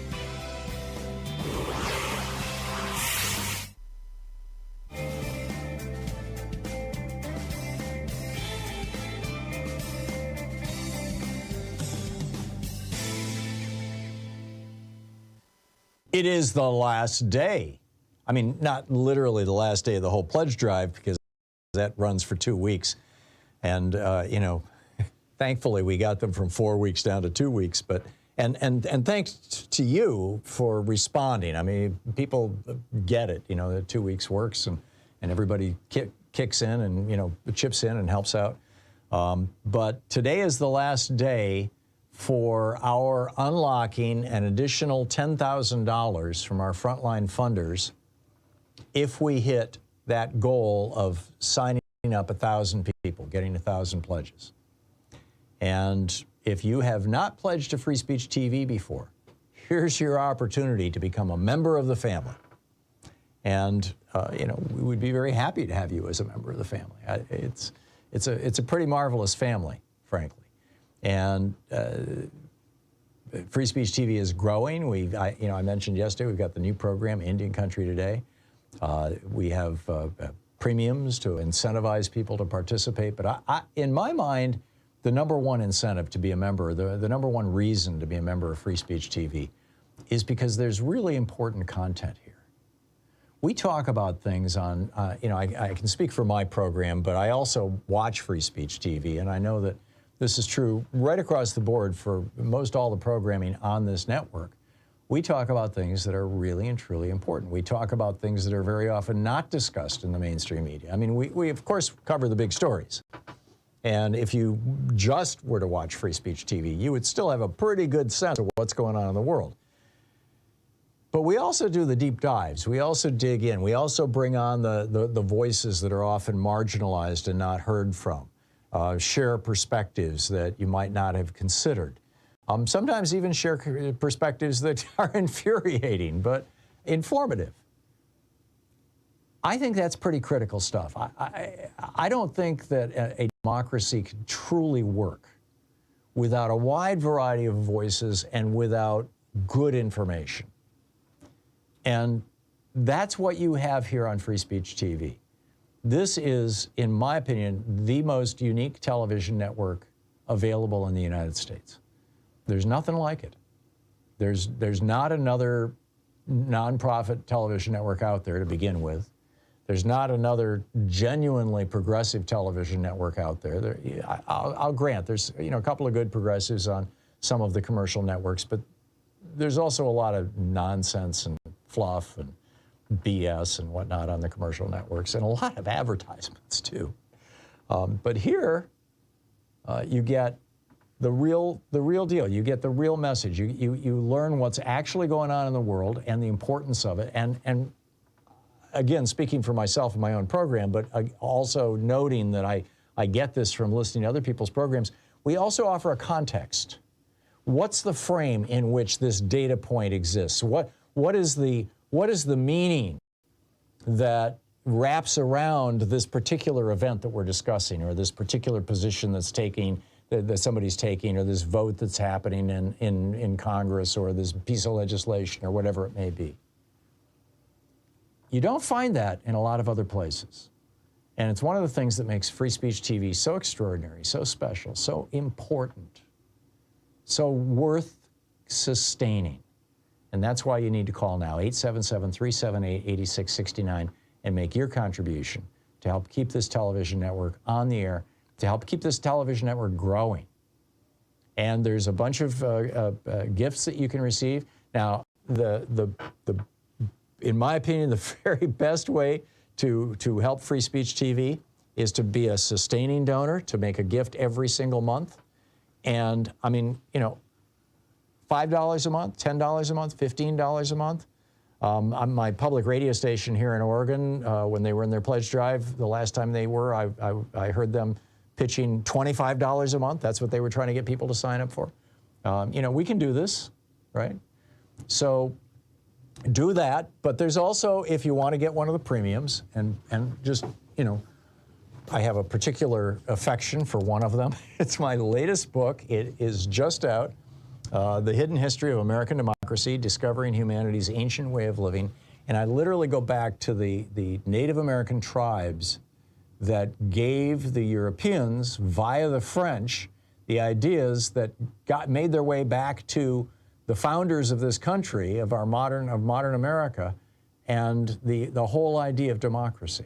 This book is available with a $120 gift, a one-time $120 gift to Free Speech TV.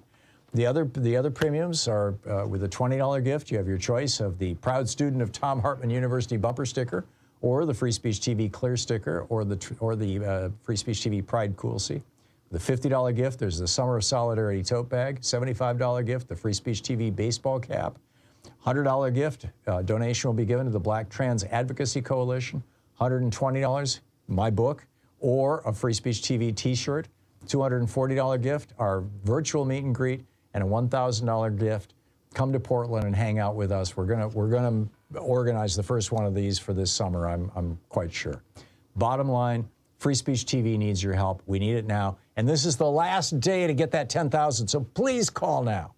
877-378-8669. Call now.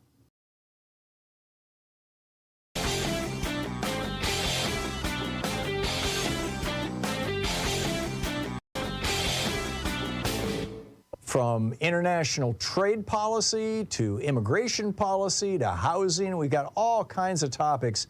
The wars between Republicans and Democrats, the Republican efforts to induce fascism in the United States. A great selection of opinions will be found over at HartmannReport.com. So when a political party embraces violence as a political tool, what is the end game? Where does this lead? How does this work out? How does this end? We've seen this in other other countries historically. In fact, we tend to refer to them as fascist countries. We saw it in Germany and Spain and Italy in the 30s. We saw it in the 60s in Chile with Pinochet. It appears to be happening now here in America as well. We have Republican politicians calling for violence, calling for civil war, preaching violence along, and not to mention the former president, Donald Trump, basically begging for violence to defend him. And how does this work out? It tends not to work out well. And there's a whole piece laying out all the details of this over at HartmannReport.com. It's titled, "What is the End Game for a Party of Violence?" Check it out.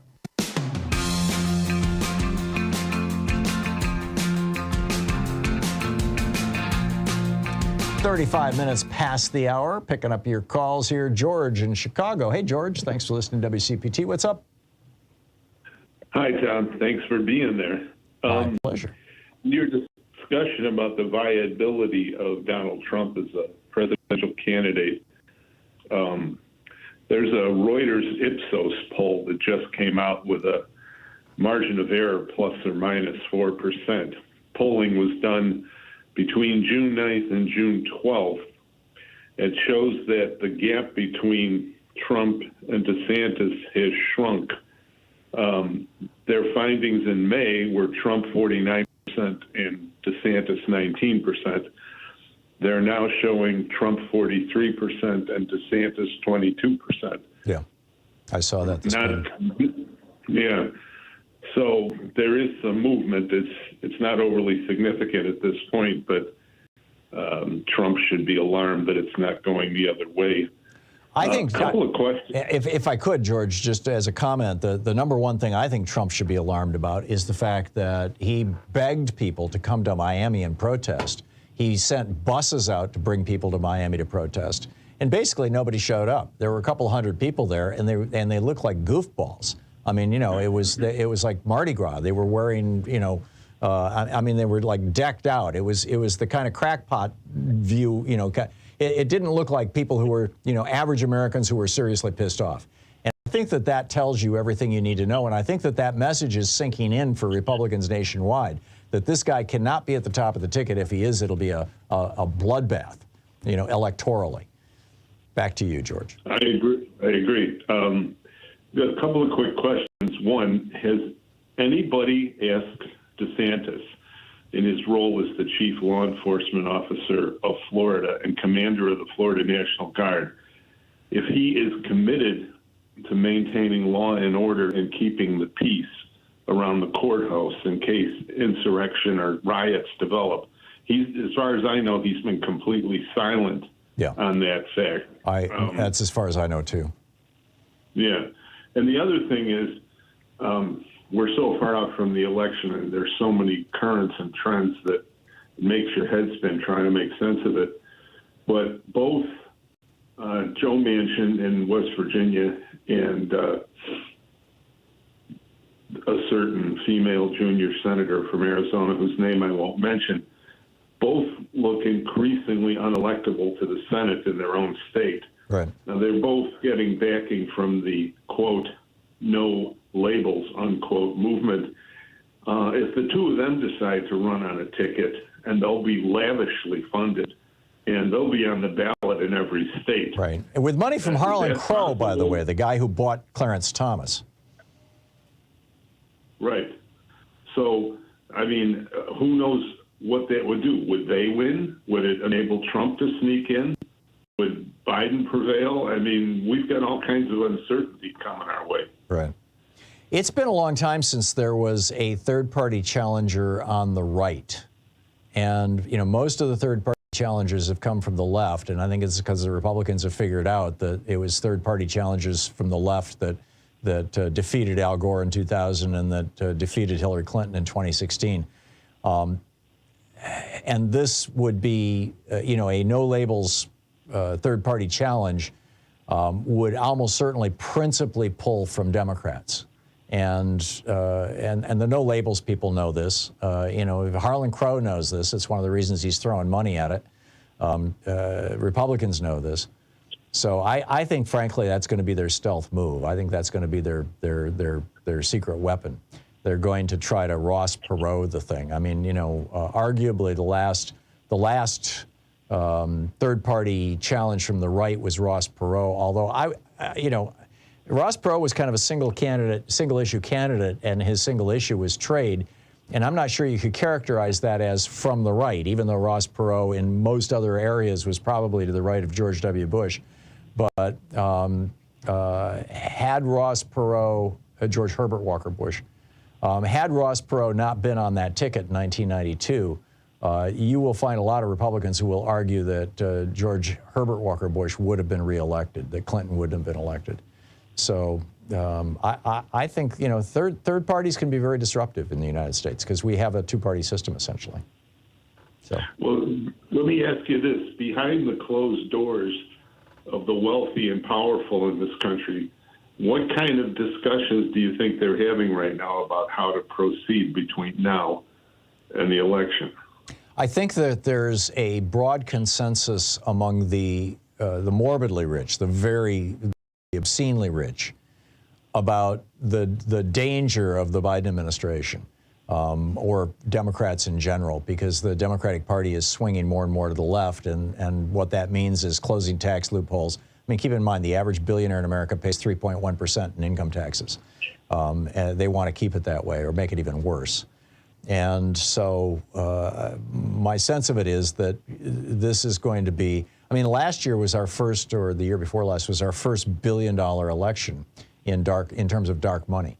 And I think that if you look at from Citizens United in 2010 to today, the dark money contributions have just exploded in the last 6-7 years in particular. And that's going to be another massive variable. On top of that, you've got the Republican Party having figured out that lies just work marvelously. I mean, they've known this for years and years and years and used it, but now they're just doing it shamelessly. And, and Fox News as well. So I am very concerned, frankly. I mean, I said earlier, I don't think that there's any way Donald Trump can win anything, but that doesn't mean that there's no way that Ron DeSantis could become president. And frankly, I think a Ron DeSantis presidency would be every bit as dangerous as a Trump presidency, just a little less likely to be aligned with Russia, more likely to just go, fascist in a good old-fashioned American way. So those are my thoughts on that. George, thanks for the call. Steve in Long Island, New York. Hey, Steve, what's on your mind today? Thanks for listening to Sirius XM.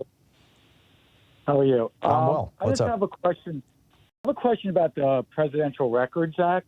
Mm-hmm. Maybe I'm reading it wrong, but the documents that Trump took were government documents. So if you look at the Presidential Records Act 44 U.S.C. Chapter 22 in definitions, pretty much says presidential records, and 2B does not include any documentary materials that are official records of an agency defined in Section 552E of Title V of the U.S. Code, which is actually changed to F, but it shows government agencies. Right, but what that means, I think you're missing the meaning of that, Steve. What that means is that those records are the property of the agency, and therefore correct. The president can't take them either. Yes, that's what I'm trying to get to. Okay. That nobody says that. Right. He says I have the permission to differentiate what's presidential or personal, but those documents are neither. That's correct. They're agency documents. Agency documents. That's right. If you go to Title V, it shows, and if you go to page 7 of the indictment, it shows that after the presidency, Trump retained documents originated by these agencies, the Correct. CIA, DOD. So when all that he does is talk about the Presidential Records Act, when it has nothing to do with the classified documents that he took. And I don't know why anybody doesn't really say that, even the lawyers on TV. There's also no reference to the Presidential Records Act in the indictment. Literally, Right. that phrase does not appear anywhere in the document. I've read it. But that's why Trump keeps talking about it, is because it's a red herring. That's all he's got is red herrings. Exactly. It's a red herring, and you talk to people, and they don't understand that it's neither presidential records. And if you look at Clinton, they say the Clinton-Fox case, they were personal records, because if you read the Presidential Records Act, if anything related to a journal or diary, and that's what Clinton was doing. That's correct. He was pretty much doing a verbal diary. That's right. He kept a tape recording of an interview with a historian, and that was not a presidential record. It was not a government document. It wasn't an agency document. It was a personal document. The guy was writing a book about Bill Clinton. I mean, it's just, the guy was not a government employee. I mean, if Clinton had tape recorded a conversation with the head of the FBI and tried to say this is mine, it might be a whole different thing. But this was an author. He was a historian. So yeah, you've got it, Steve. And people are starting to make that the point that you made. I heard made at least once and maybe twice yesterday on MSNBC, but I don't recall exactly who made it or when or which show it was on. But I think it's starting to leak out there. The problem is it's going to become irrelevant. This is just going to turn into, or largely already has turned into, the Democrats saying Trump is terrible and he needs to go to jail, and the Republicans saying Trump is being persecuted and Joe Biden is playing the role of Fidel Castro here. End of discussion. And all this nuance of, was it an agency record or a presidential record or a personal record? And does that even matter? Because the Presidential Records Act is not what he's been indicted under. All of that stuff has been lost, Steve. We can talk about it. We'll continue talking about it here because, I think my audience is probably among the most well-informed, politically well-informed people, in the media landscape. And I'm not patting myself on the head for that. I think that there's I've got an incredibly well-informed audience. But I don't, for the mainstream audience in the main debates and discussions, and particularly the way it's going to show up in the elections this November and next November, it's going to have very little to do with these nuances that you and I are discussing. Right, because it's really sad that people aren't going in and doing the research themselves. I looked last night after I watched Trump, and I'm like, let me read the Presidential Records Act myself. Within 2 seconds, I figured out that it wasn't presidential or personal. He's blowing smoke. He is absolutely blowing smoke. And like I said, I've got the whole indictment right here, and it doesn't even reference, even peripherally, tangentially, the Presidential Records Act. Steve, thanks for the call. You're listening to Thom Hartmann. Visit ThomHartmann.com for audio and video archives. We'll be right back with more of your calls. Stay tuned.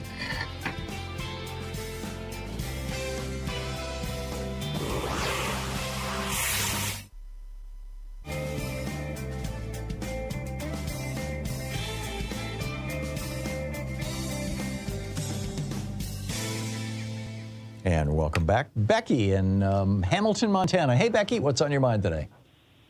Hi, Tom. I just want to brag about our Montana youth because there's been a lot of things detrimental on the news about Montana. Mm-hmm. So did you know that they are suing the state? We've got, I think, 16 plaintiffs, and they're suing Montana State because they're not keeping the Constitution. There's a constitutional right to clean and healthful environment. That's correct, and I'm very aware of it. We have, in fact, Sean and I were discussing it before we went on the air today. She has reached out to the people who are involved in that lawsuit, and their person who is their media liaison, who has been a guest on this program in the past, is unavailable because she's in the middle of the trial, and she's apparently one of the plaintiffs as well.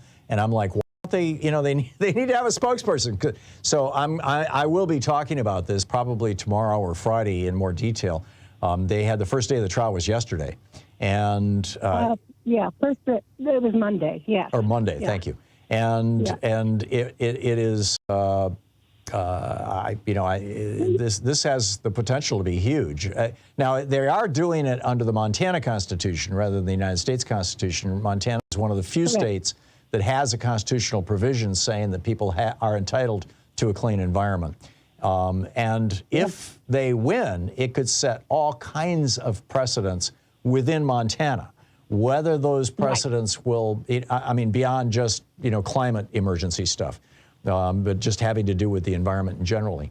But whether that precedent will generalize beyond Montana is an open question. I mean, they started this as a federal lawsuit. They lost that. They got thrown out of federal court, the Juliana case. But yeah, thank you. I know that they've lost some in Alaska and Washington, and I think they've lost some cases in Florida. Yeah. But these kids are great, and I just want to brag about them. They are. God bless them. I hope they go all the way to the end. Thank you, Becky. Thanks for that. Mike in Clinton Township, Michigan. Hey, Mike, thanks for watching us on YouTube. What's on your mind? Oh, Tom, thank you for playing the presidential clips. I love those, and I love the ones from Roosevelt, and keep doing it. I'd really like to hear it.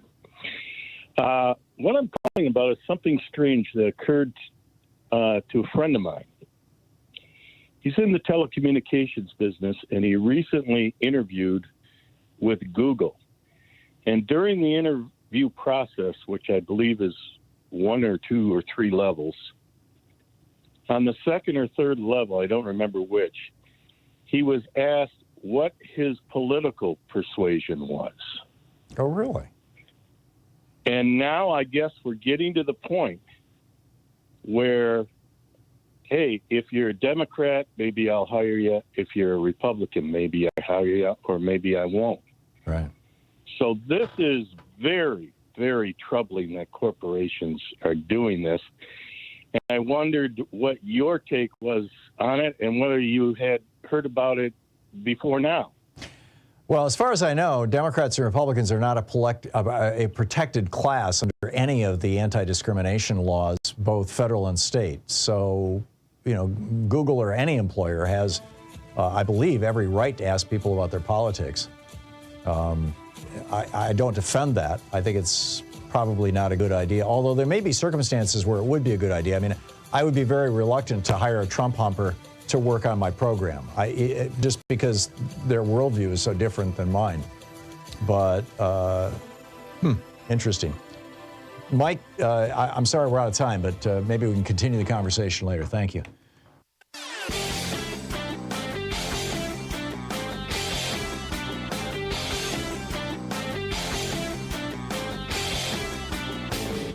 Hey, thanks so much for sharing our program and for reaching out to our stations and sponsors and letting them know that you're listening. It really means a lot to us.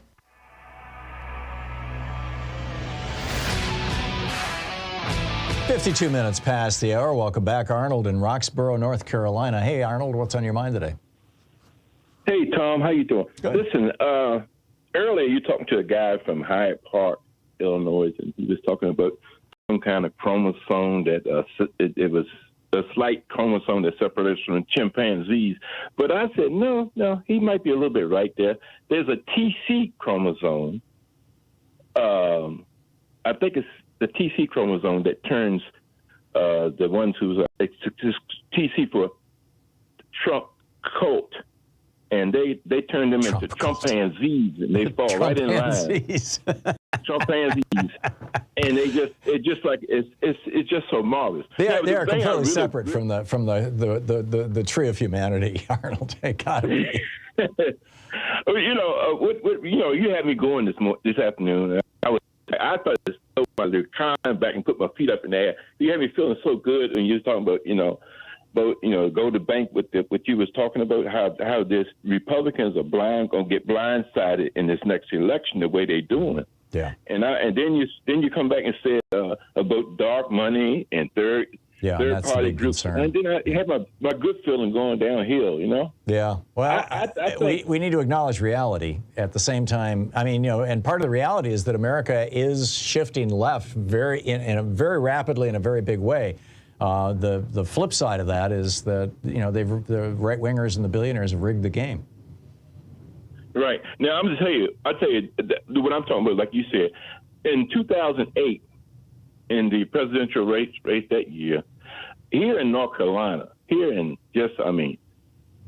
right-wing North Carolina, the election that day, it took everybody by surprise. I mean, Elizabeth Dole got completely wiped out. So I think she was the senator who was head of the GOP committee for a re-election of senators. Yeah, and you elected a Democratic governor, right?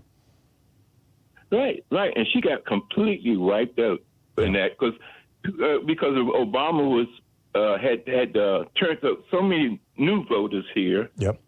And then it come back in 2010. It goes right back to goes right back to a GOP hellhole in 2010 because nobody from the Democrats turned out to vote. It was just downhearted, man. That's right. They were out there for 2008, then they went back to bed, went back to sleep. Yeah, but it's all about turnout. Right. This time around, I think that it's going, and Republicans are double down on all the things that's going to. They're not hedging anything. They double down on the abortion issue. They double down on the guns. They double down on all this craziness and this Trump thing. They won't say he's innocent. They'll say, how about Hillary? How about Biden and his what thing? about His collection of confidential documents. I tell you, man. I'm looking forward. I'm hoping and praying that you said it earlier because you had me feeling good. I was almost dancing in the floor when you said, I think it's going to happen, Arnold. I really do. I am very, very hopeful. I'm very optimistic. But I don't think it's going to be easy. We're going to have to fight like hell, and we're going to have to double and triple check our voter registrations, particularly in states where you've got a Republican Secretary of State who can purge you off the voting list without any, since the Voting Rights Act was gutted by the Supreme Court, there's no reprisal. There's no way to go back against them for that. You just have to beg to get put back on the rolls. So yes, sir. Yes, sir. This year, I'm going to go to my church and get my church bus and do like I've been doing. Go and pick up people up, take them to the polls. You got no reason not to be at the poll this year. There you go. It's just going to have to happen. I'm with you. All right, Tom. Good talking to you again. Thank you, Arnold. Good talking to you too. Gloria in Forest Park, Illinois. Hey, Gloria. We just have 1 minute here. You got a quick one? Just wanted to say that the governor of Illinois has passed a law saying no book banning in our state. That's right. It's a ban on book bans. And God bless J.B. Pritzker and the legislature of Illinois. Yeah, he is. And I believe, I may be wrong on this, but I believe that Illinois is the first state to do this, to put in a law that no town, no county, nobody in Illinois can ban books. Yes. That is spectacular. Yes, it is. I can just, and now you've got the Proud Boys and the Moms for Liberty and all these other hate groups, according to the SPLC, who are coming out and saying, oh no, we're going, and they're showing up at school board meetings and they're getting all hysterical and oh my God, Black history and oh my God, gay people. I don't know how they're going to deal with it.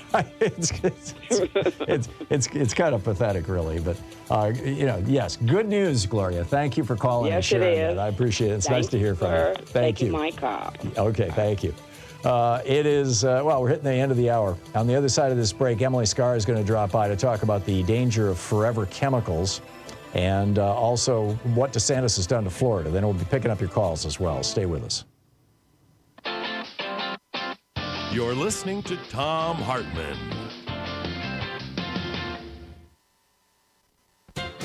In addition to bringing you the Thom Hartmann program here on Free Speech TV and Video Media Online, we also have a whole set of ways you can interact with us and tools you can use to spread the word about the importance of democracy and the threats to it in our republic.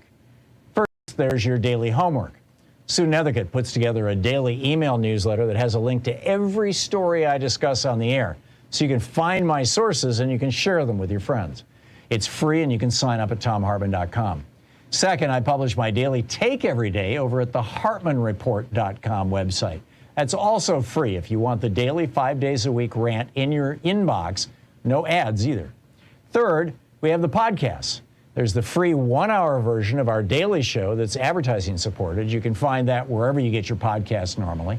And then there's also the podcast of the entire 3 hour show with no advertisements, and that's available by subscription over at thomhartmann.com. So check them all out at thomhartmann.com and hartmannreport.com.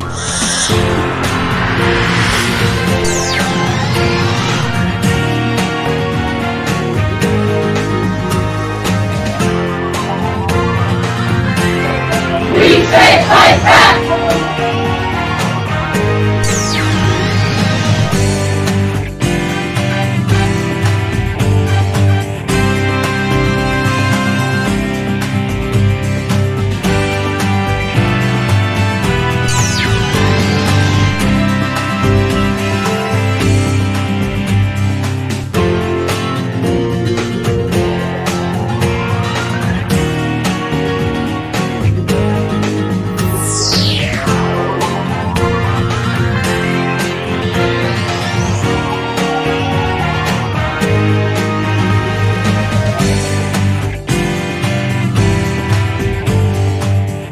is the last day.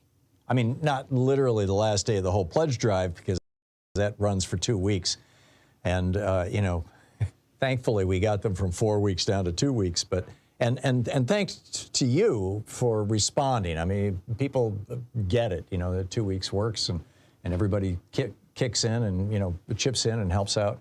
But today is the last day for our unlocking an additional $10,000 from our frontline funders if we hit that goal of signing up 1,000 people, getting 1,000 pledges. And if you have not pledged to Free Speech TV before, here's your opportunity to become a member of the family. And, you know, we would be very happy to have you as a member of the family. It's a pretty marvelous family, frankly. And Free Speech TV is growing. I mentioned yesterday, we've got the new program, Indian Country Today.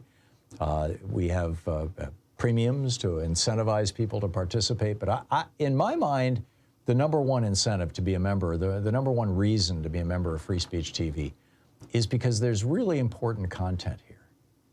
We talk about things on, you know, I can speak for my program, but I also watch Free Speech TV, and I know that this is true right across the board for most all the programming on this network. We talk about things that are really and truly important. We talk about things that are very often not discussed in the mainstream media. I mean, we of course cover the big stories. And if you just were to watch Free Speech TV, you would still have a pretty good sense of what's going on in the world. But we also do the deep dives. We also dig in. We also bring on the voices that are often marginalized and not heard from. Share perspectives that you might not have considered. Sometimes even share perspectives that are infuriating, but informative. I think that's pretty critical stuff. I don't think that a democracy can truly work without a wide variety of voices and without good information. And that's what you have here on Free Speech TV. This is, in my opinion, the most unique television network available in the United States. There's nothing like it. There's not another nonprofit television network out there to begin with. There's not another genuinely progressive television network out there. I'll grant there's, you know, a couple of good progressives on some of the commercial networks, but there's also a lot of nonsense and fluff and BS and whatnot on the commercial networks, and a lot of advertisements too. But here, you get the real deal. You get the real message. You learn what's actually going on in the world and the importance of it. And again, speaking for myself and my own program, but also noting that I get this from listening to other people's programs, we also offer a context. What's the frame in which this data point exists? What is the meaning that wraps around this particular event that we're discussing, or this particular position that's taking, that somebody's taking, or this vote that's happening in Congress, or this piece of legislation, or whatever it may be? You don't find that in a lot of other places. And it's one of the things that makes Free Speech TV so extraordinary, so special, so important, so worth sustaining. And that's why you need to call now, 877-378-8669, and make your contribution to help keep this television network on the air, to help keep this television network growing. And there's a bunch of gifts that you can receive. Now, in my opinion, the very best way to help Free Speech TV is to be a sustaining donor, to make a gift every single month. And I mean, you know, $5 a month, $10 a month, $15 a month. On my public radio station here in Oregon, when they were in their pledge drive, the last time they were, I heard them pitching $25 a month. That's what they were trying to get people to sign up for. You know, we can do this, right? So do that. But there's also, if you want to get one of the premiums, and just, you know, I have a particular affection for one of them. It's my latest book. It is just out. The Hidden History of American Democracy, Discovering Humanity's Ancient Way of Living. And I literally go back to the Native American tribes that gave the Europeans, via the French, the ideas that made their way back to the founders of this country, of modern America, and the whole idea of democracy. This book is available with a $120 gift, a one-time $120 gift to Free Speech TV. The other premiums are with a $20 gift. You have your choice of the Proud Student of Thom Hartmann University bumper sticker, or the Free Speech TV clear sticker, or the Free Speech TV Pride Coolsey. The $50 gift, there's the Summer of Solidarity tote bag. $75 gift, the Free Speech TV baseball cap. $100 gift, donation will be given to the Black Trans Advocacy Coalition. $120, my book, or a Free Speech TV t-shirt. $240 gift, our virtual meet and greet, and a $1,000 gift. Come to Portland and hang out with us. We're gonna organize the first one of these for this summer, I'm quite sure. Bottom line, Free Speech TV needs your help. We need it now. And this is the last day to get that 10,000, so please call now. 877-378-8669. Call now.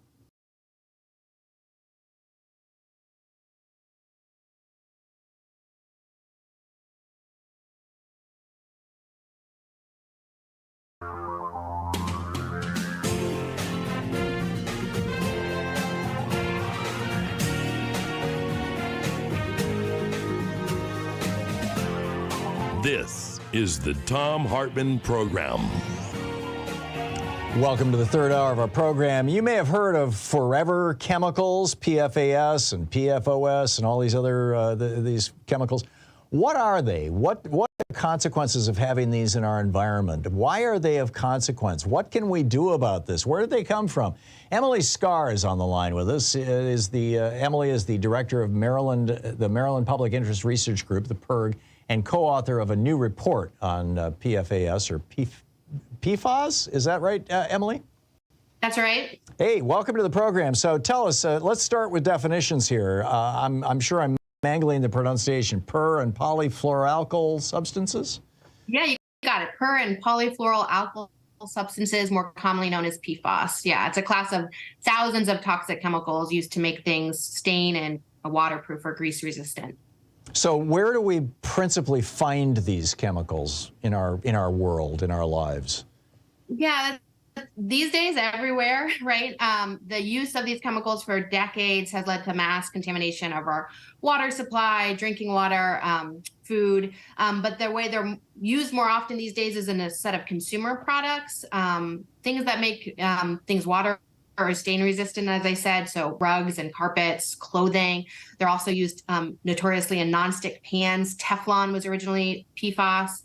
And then they're still used in a lot of manufacturing and industrial purposes. So one of the biggest sources of contamination is their use in some firefighting foams to suppress chemical or gas fires. Right, and they're used because they are so incredibly stable. Do I have that right?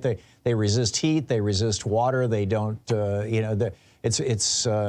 great lubricants, but they just basically don't break down.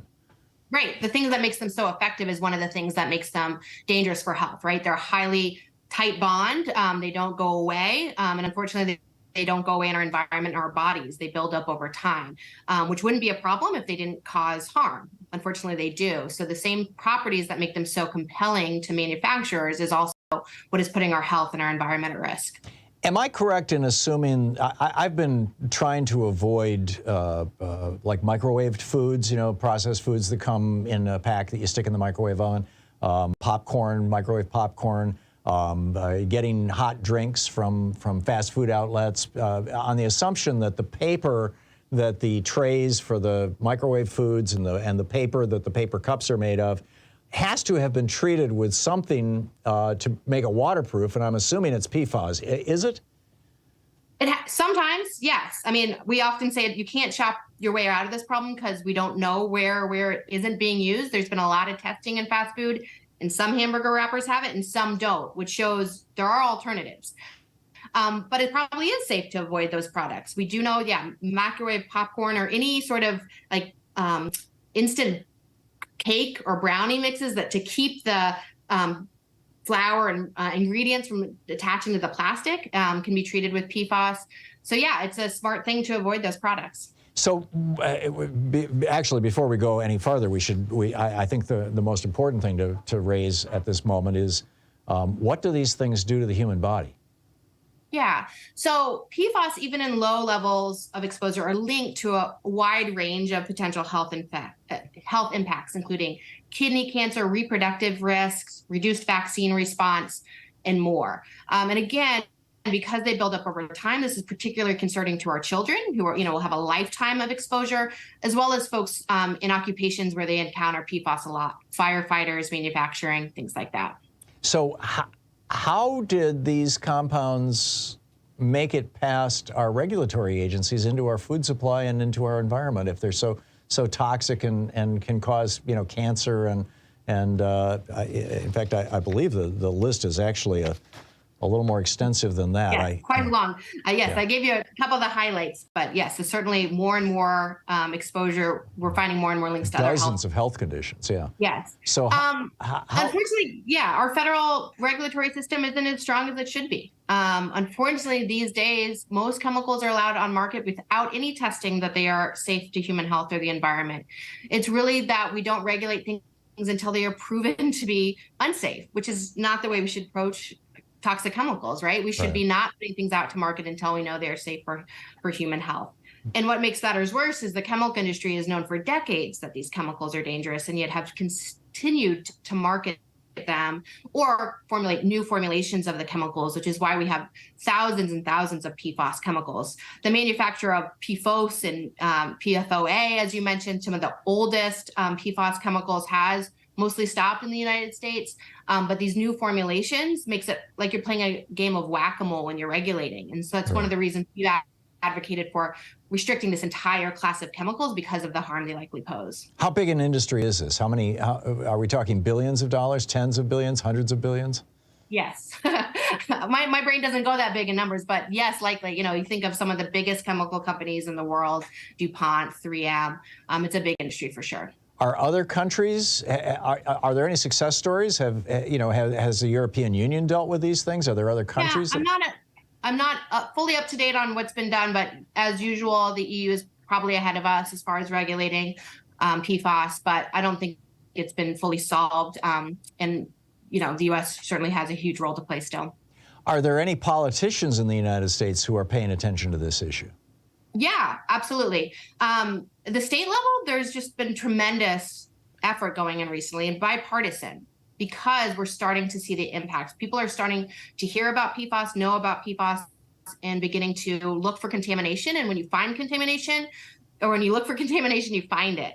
So there's a lot of upward pressure from communities about cleaning up their drinking water supply, which has led to a lot of state action to restrict the chemicals, a lot of lawsuits from local leaders, state leaders to hold the chemical industry responsible.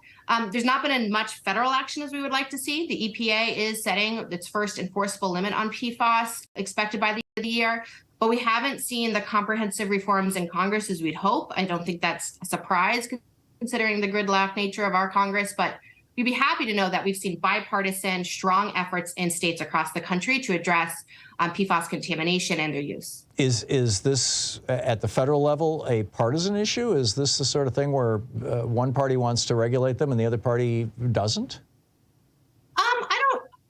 I don't follow federal policy specifically. I would say it's not. No one's really going to bat. Maybe it's failing on partisan lines. Nothing can obviously pass federally without bipartisan support. I think there has been some bipartisan interest, but I don't know if we've seen as much from the Republican Party federally as we would like.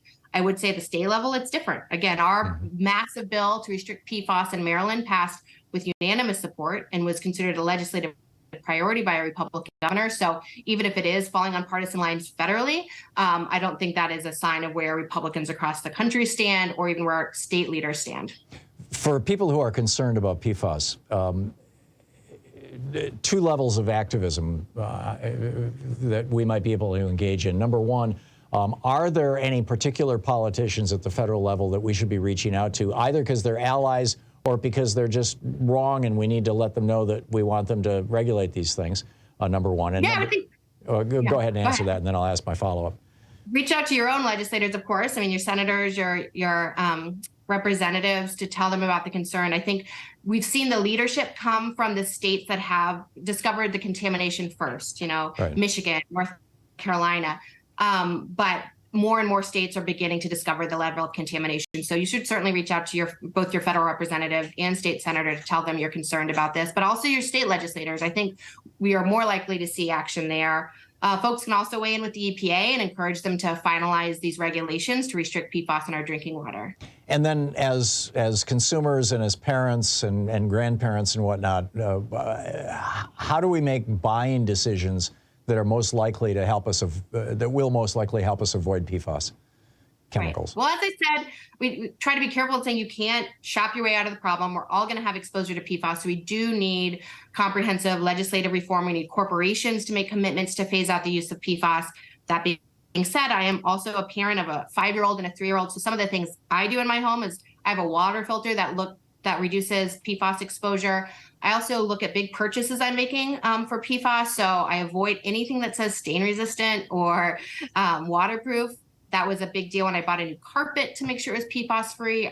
I just bought my daughter a booster seat for our car, and I made sure that I got one that was certified to be PFAS and other toxic chemical free. So you can certainly look at these certifications to avoid toxic chemicals, but we just know that's not going to ultimately solve our problem or eliminate exposure for our families until we have more comprehensive reform. Very informative. Emily Scarr, the director of the Maryland Public Interest Research Group and co-author of this new report on PFAS, PIRG.org, USPIRG on Twitter. Emily, do I have that right? Yep, you got it. Okay, great. And Emily Scarr on Twitter, too. Emily, thanks so much. Thank you. We'll be back with more of the news of the day in just a moment. Is the Thom Hartmann Program. Back with more of the news of the day and your calls right after this.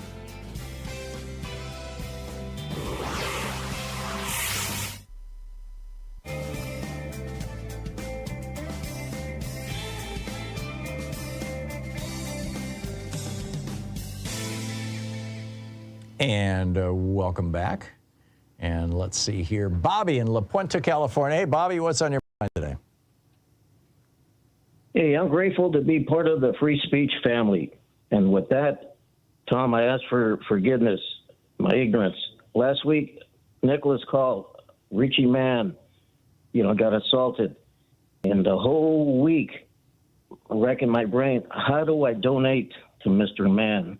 Honestly, I've been having anxiety. There's a GoFundMe page for it. So you go to GoFundMe.com and just plug his name in. It's spelled Richie, R-I-T-C-H-E-Y, and Mann is M-A-N-N, and you'll find it. Yes. Now to go to computer, I might have to get Vivian and the wife. Yeah, Vivian can do it for you. But it's just GoFundMe. GoFundMe, okay. And I want to share about that tape you played with John Kennedy. It took me back. I don't know what you felt when you got assassinated.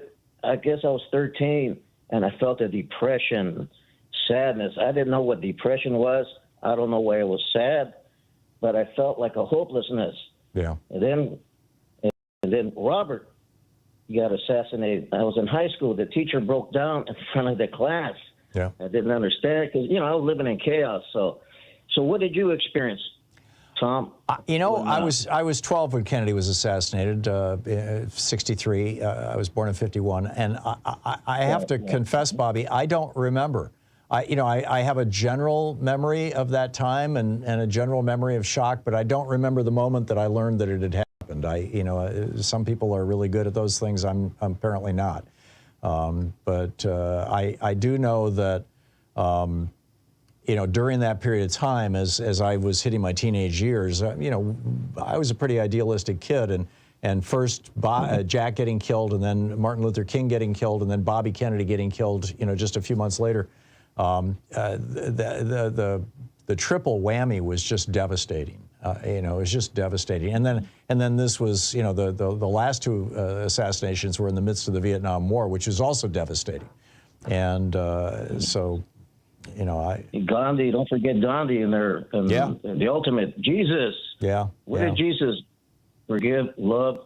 Wow. But, let's turn it around. I believe, like you said, there's hope. The way I live has got to get better because I've been in hell, and I think I'm in heaven, approaching it. And grateful for your show and the callers. Sometimes I know I'm not an intellectual genius, none at all. but at least I have a heart and a conscience, and I thank you and your audience for that. Well, that is a particular type of genius, Bobby. You know, they call it emotional intelligence or empathy, and you're one of the most empathetic people I know. I mean, you have been to the bottom and looked around and come back out, and you've got a lot to teach us all. And I'm very grateful for your participation in our program and your support for Free Speech TV and your friendship. I think you're one of the really good people out there. Thank you. You humble me too much. So Yeah. Thank you. Well, I love you guys. Yeah, back at you, and give my best to Vivian. Bobby, I got to run, but thank you so much for the call, and for acknowledging the JFK clips. I really wanted to play those. And thank you. We'll be right back. It's 20 minutes past the hour here on the Thom Hartmann program, fair and only slightly unbalanced. I'll be right back with you.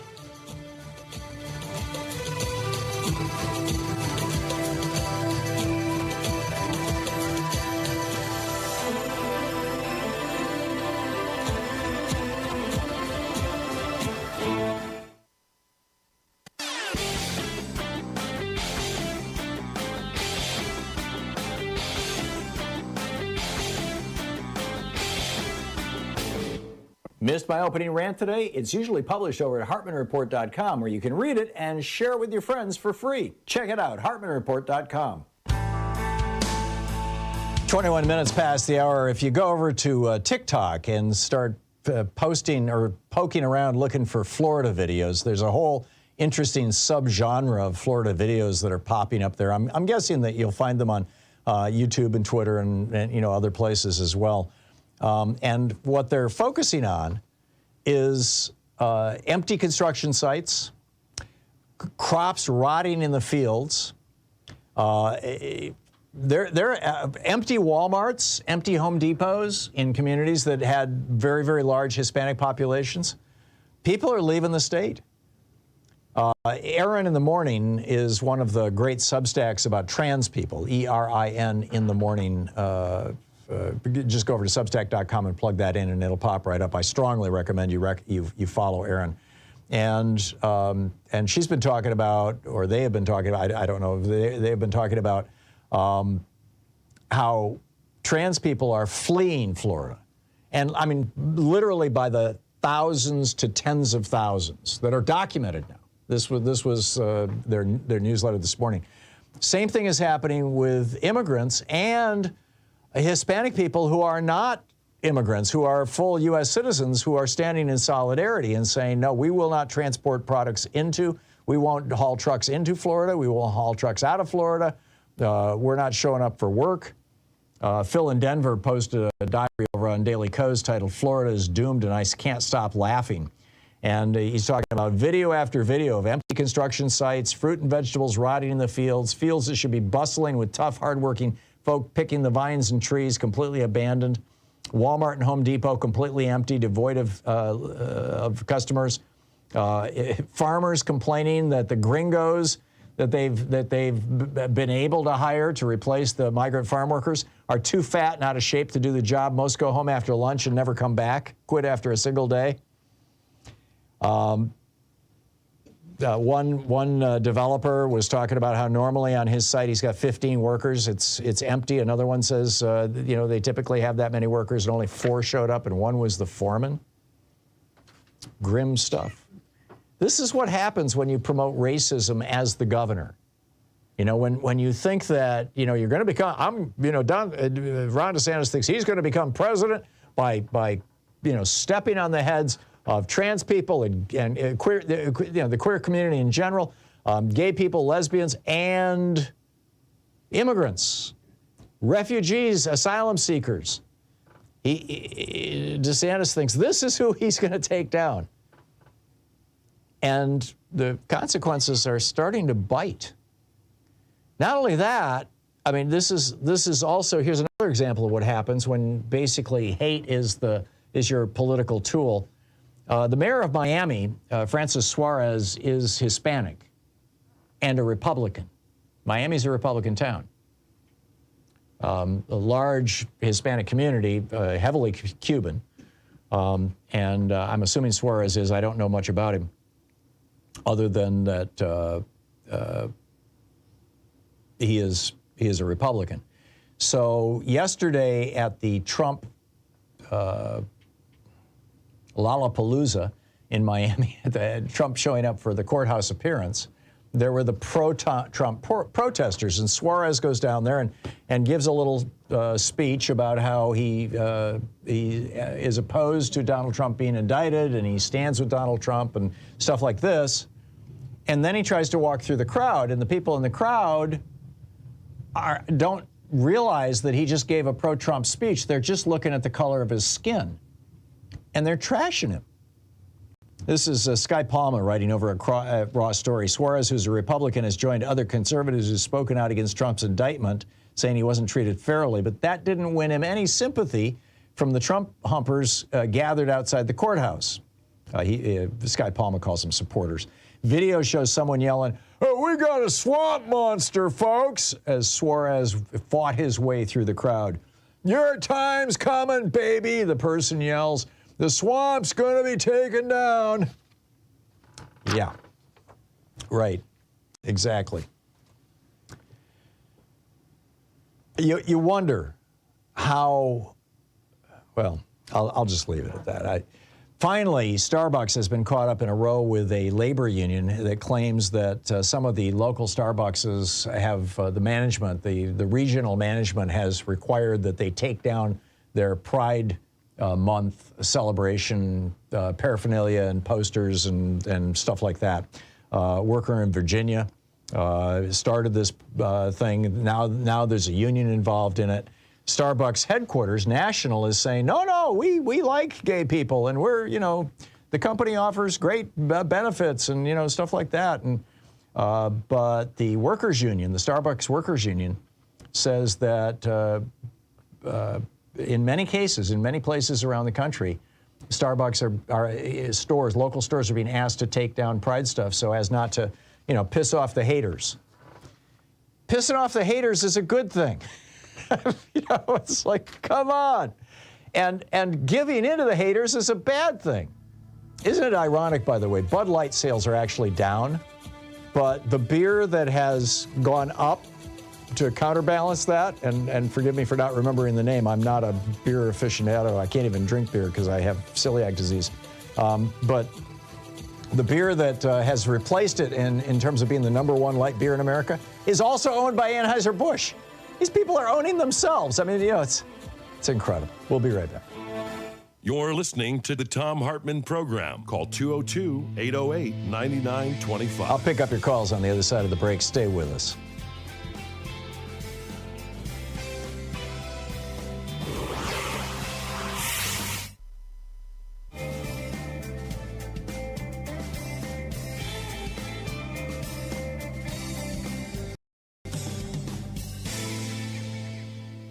It is the last day. I mean, not literally the last day of the whole pledge drive, because that runs for 2 weeks. And, thankfully we got them from 4 weeks down to 2 weeks. But and thanks to you for responding. I mean, people get it, that 2 weeks works and everybody kicks in and, chips in and helps out. But today is the last day for our unlocking an additional $10,000 from our frontline funders if we hit that goal of signing up 1,000 people, getting 1,000 pledges. And if you have not pledged to Free Speech TV before, here's your opportunity to become a member of the family. And, we would be very happy to have you as a member of the family. It's a pretty marvelous family, frankly. And Free Speech TV is growing. I mentioned yesterday, we've got the new program, Indian Country Today. We have premiums to incentivize people to participate. But in my mind, the #1 incentive to be a member, the #1 reason to be a member of Free Speech TV is because there's really important content here. We talk about things on, I can speak for my program, but I also watch Free Speech TV, and I know that this is true right across the board for most all the programming on this network.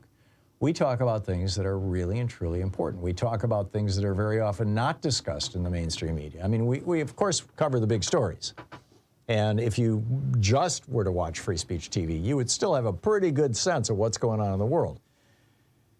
But we also do the deep dives. We also dig in. We also bring on the voices that are often marginalized and not heard from, share perspectives that you might not have considered. Sometimes even share perspectives that are infuriating, but informative. I think that's pretty critical stuff. I don't think that a democracy can truly work without a wide variety of voices and without good information. And that's what you have here on Free Speech TV. This is, in my opinion, the most unique television network available in the United States. There's nothing like it. There's not another nonprofit television network out there to begin with. There's not another genuinely progressive television network out there.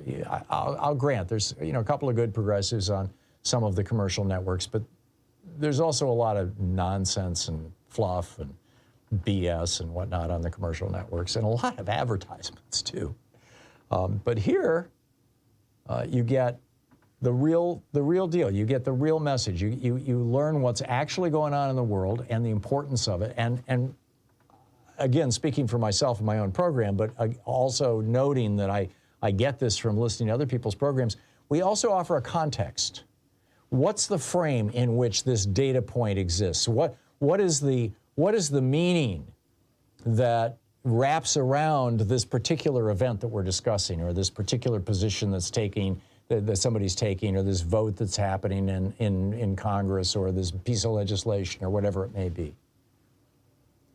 You don't find that in a lot of other places. And it's one of the things that makes Free Speech TV so extraordinary, so special, so important, so worth sustaining. And that's why you need to call now, 877-378-8669, and make your contribution to help keep this television network on the air, to help keep this television network growing. And there's a bunch of gifts that you can receive. Now, in my opinion, the very best way to help Free Speech TV is to be a sustaining donor, to make a gift every single month. And I mean, $5 a month, $10 a month, $15 a month. On my public radio station here in Oregon, when they were in their pledge drive, the last time they were, I heard them pitching $25 a month. That's what they were trying to get people to sign up for. We can do this, right? So do that. But there's also, if you want to get one of the premiums, and just, I have a particular affection for one of them. It's my latest book. It is just out. The Hidden History of American Democracy, Discovering Humanity's Ancient Way of Living. And I literally go back to the Native American tribes that gave the Europeans, via the French, the ideas that made their way back to the founders of this country, of modern America, and the whole idea of democracy.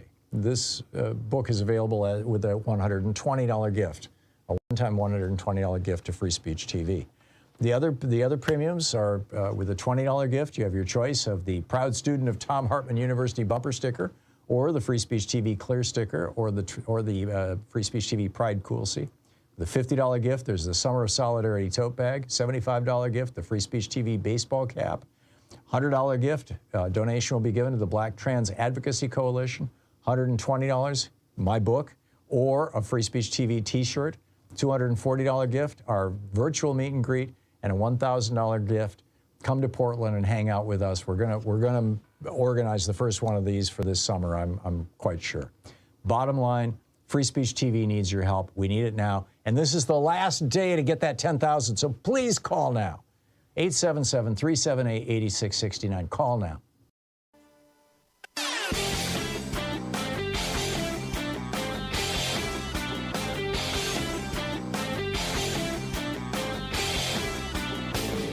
Did you know that every weekday we send out an email before the show giving you all the topics coming up so you can be fully informed and ready to interact with our program? Or that after the show we send out Sue's Stack, a list of every topic I've discussed along with clickable hot links to every source of information I've shared with you on the air? It's all completely free and available over at thom.tv, THOM.tv. Check it out. And welcome back. Picking up your calls here. Jeffrey in Park Ridge, Illinois. Hey, Jeffrey, what's on your mind today? Hi, Tom. First-time caller. Well, thank you. Long-time listener. Long-time listener. You're a very, very intelligent man. Thank you. Very intelligent. So what's on your mind? Well, I have to say, well, I've got a new bumper sticker for you in there. Your friend that makes bumper stickers. I've heard him before. Yeah. The new one is, if you're a chump, vote for Trump. I like it. Isn't that perfect? Yep. And the other thing I wanted to touch on was, in the first hour, you talked about Lauren Boebert and her attempt to impeach President Biden. Right. You know what? I think she should actually work on her own job of trying to get back in Congress, because I don't think in 2024 she's going to make it. Yeah, I suspect she won't either. And in fact, I think her opponent is named Adam Frisch. I might be wrong, but I'm pretty sure that's right. Yeah, and he's out there fundraising right now. I've gotten a bunch of stuff from him already, and like I said, he just lost by a couple hundred votes last time. So I think she's going to be toast. On the other hand, she's doing the wackadoodle stuff. She was just this morning. Representative Crockett had to apologize to a witness before a committee because Lauren Boebert was smearing the witness. And this was all about, deregulation and stuff. And so Boebert is clearly getting money, big bucks, I would guess, from the deregulation caucus, the crowd. That's the right-wing billionaires who own construction companies and chemical companies and fossil fuel companies and stuff like that. Absolutely. So her and Marjorie Trader Green are the same type of people. There you go. There you go. Jeffrey, thank you. Thanks for the call. And you bet. Thank you very much. Lara in Troy, Missouri. Hey, Lara, what's on your mind today? Hi, Tom. I want to be hopeful like you are about the upcoming election, but I don't know. I'm not so much. I'm concerned. I think we will have a big turnout, but what about the gerrymandering? I mean, the Republicans have been playing the long game here with the gerrymandering and, voter suppression, and especially they've kind of quietly been doing these laws in the states where they can reverse the results of the elections, and that really concerns me. Yeah, and how do we have a chance? And the Harper v. Moore decision that has yet to come out might make that situation far worse. Although, the Supreme Court just backed away from further gutting the Voting Rights Act and said to Alabama that racially, excuse me, I have the hiccups here, said to Alabama that racially gerrymandered map that you're trying to use, you can't use anymore. And this is after the court had allowed that map to be used in the 2022 election. So it may be that they're backing away. We'll have to wait and see. There's going to be some very, very large decisions coming down in the next 3 or 4 weeks as they're wrapping up this term, maybe even the next week or two. And that's going to tell us a lot. But, no reason to panic in advance, Laura. I think what we need to do. That's my middle name. Instead, we need to be getting active. We need to, get our friends, wake our friends up. I take, for example, my daily rant. I used to just post it on Twitter. I now post it on Twitter. I put it on LinkedIn. I put it on Spoutable. I put it on Mastodon. I put it on Post. And I'm sure I'm missing another one. If there's a social media site out there, I'm trying to post to it. I'm trying to get the word out as far and wide as I can about these issues and about the importance of the election that's coming up. And I think we all need to, and of course Facebook too, we do. And I think we all need to be doing that. So I just don't see an alternative. We've got to engage. This is vital. We have 2 elections coming up, one this November and one a year from November, which is going to be the big one. And we've got to be ready for it. So, Laura, I got to move along, but thank you for the call. It's nice to hear from you. I appreciate it. Thank you, Tom. Yep, thank you. Bill in Clifton, New Jersey. Hey, Bill, what's on your mind today? Hey, Tom. Just one thing first. Those who are wishing statehood for Puerto Rico better realize the fact that it's mostly Republican. and the representative is Republican, and that they tend to vote democratically in a lot of Hispanic areas, but they lean conservative in terms of their values. Interesting. Louise and I were down there last November. We were in Puerto Rico for our 50th wedding anniversary, and we had a really interesting conversation with a cab driver, asking him about statehood, and he was like, "Well, here's the thing." He says, "You know, we love the fact that we're American citizens. We can travel anywhere in the United States. We don't have to get visas. We can use that passport to go all over the world. It's great." He said, "But we also don't pay federal income taxes because we're not a state." And he said, if we sign up for statehood, all of a sudden we're all going to have to pay federal income taxes. And he said that's the message that the anti-statehood people use principally to prevent us from becoming states. So, you know, I don't think it's going to be as easy as we all think. Right, and I think that's why the pharmaceutical industry used to be located down there for. Well, there used to be a specific tax break for them, and that when that expired, they moved out of town, as it were. Right. I mean, it would take one billionaire to fix that island into a world-class resort again, but that's not where the money goes. Anyway, as far as these new batteries, I think I told you a year ago about the graphene being the is that the basis? Is that the substrate for the new Toyota battery? The article that I had didn't give any technical details. Well, the original plan was graphene and aluminum, but you know, graphene is the most conductive material in the world, which is carbon. Right. And funny enough, diamond is the greatest insulator in the world. Right. So if you had wires made of those things, yeah, it all depends on how the lattice work, the physical structure of the molecules. Yeah. Right, but you can lay it down. Now, they can lay down gold in one atom layer, but they can do graphene, and it's a lot easier to do. You can make graphene at home if you have like a laser printer and you put a 405 nanometer laser emitting diode in it, which you can buy for $10. And you have Kapton tape, which is pretty much space blanket material, which was developed by DuPont. And you can create it. But in terms of circuitry, because the biggest problem is cooling, because if you don't keep the circuits, which are so close to each other, they bleed into each other without removing all the excess heat. If you could get rid of the cooling aspect of it, you would be able to build supercomputers. Sure. Well, you know, what's producing the heat is resistance and occasionally reactance, but typically resistance.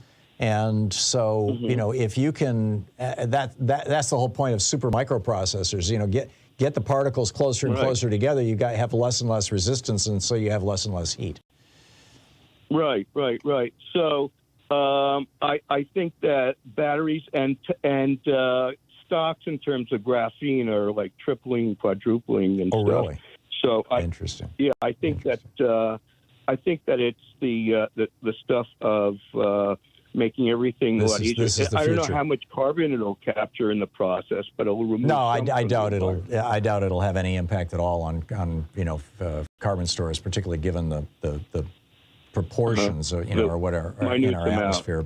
But the article that I had, the only note they made was that it was no longer a liquid electrolyte or dialyte or whatever they call it. That it was a solid battery. So graphene and aluminum makes a lot of sense. Bill, I got to move along, but thanks for the call. Izzy in Washington, D.C. Hey, Izzy, what's on your mind today? Well, a lot of things, but I'd like to get back to eventually with what I want to talk about, RFK Jr. But before I do that, brilliance impresses me, and I'm really impressed with your program as the first-time caller, but long-time admirer. I'm a Michiganian, not a Michigander, if you know what I mean. That means you're younger than me, because it's all generational. The old farts call it Michiganders, and the younger people call it Michiganians. Well, my mother straightened me out years ago. But anyway, I'm born in 1944. But I want to say this. I've been in the presence of brilliance 2 or 3 times, and it really had an effect on me emotionally. One time, I was about 50 yards away from Mikhail Gorbachev, who came to Hamilton, New York to speak in a gymnasium there at Cottrell Court to the Peace Studies program, and you know, I was impressed. I felt the vibration from 50 yards away. I thought maybe it's in my mind, but yeah, no, you know, I've been 50 yards from Gorbachev too, and he's a presence. Isn't he something? He really, I'm getting chills just talking about it. But anyway, in addition to him, who was the other person? Well, you know, he wasn't brilliant, but it comes to my mind, Hubert Horatio Humphreys. He said, I remember one time, if you don't cry, if you can't cry, you know, you should be in a political office because you got to have a heart. And he had a heart, and I remember seeing him cry a few times. The exception of that rule, of course, is John Boehner, but in any case. But Izzy, I got a break coming up here. You had something specific you wanted to ask or speak of? Yes, RFK or no, Chris Hedges. Are you ever going to get Chris Hedges on your program? I doubt it. Chris and I have some substantial philosophical differences. So well, he's pretty dark, I know, but he went to Hamilton and went to Colgate, and that's where he's a very smart man. And I think he was badly wounded by being a war correspondent, but he's written some brilliant books. I mean, you know, War is a force that gives us meaning. It's an absolutely brilliant book. I think we all the final two are big. If you can't get him in his program, get RFK. Are you going to get RFK on your program? Bobby has been on the program many times. Again, there are some areas where we have substantial disagreements, and so I'm not promoting his work right now, but I have a lot of respect for him, particularly his environmental work. Izzy, I got to run. Yeah. Thanks a lot for the call. We'll be right back. It's 46 minutes past the hour. You're listening to Thom Hartmann. Visit ThomHartmann.com for audio and video archives. Picking up your calls here on the Thom Hartmann program, the place where despair is not an option. We'll be right back.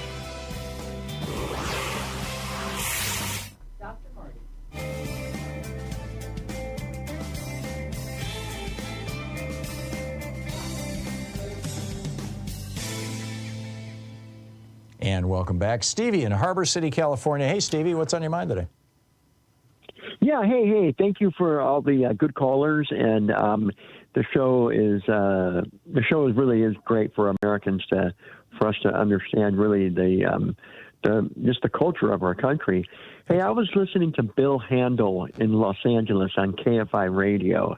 A shout out to Bill Handel. He's a great humanitarian. Mm-hmm. He did mention that Americans were being burdened with no representation on taxation.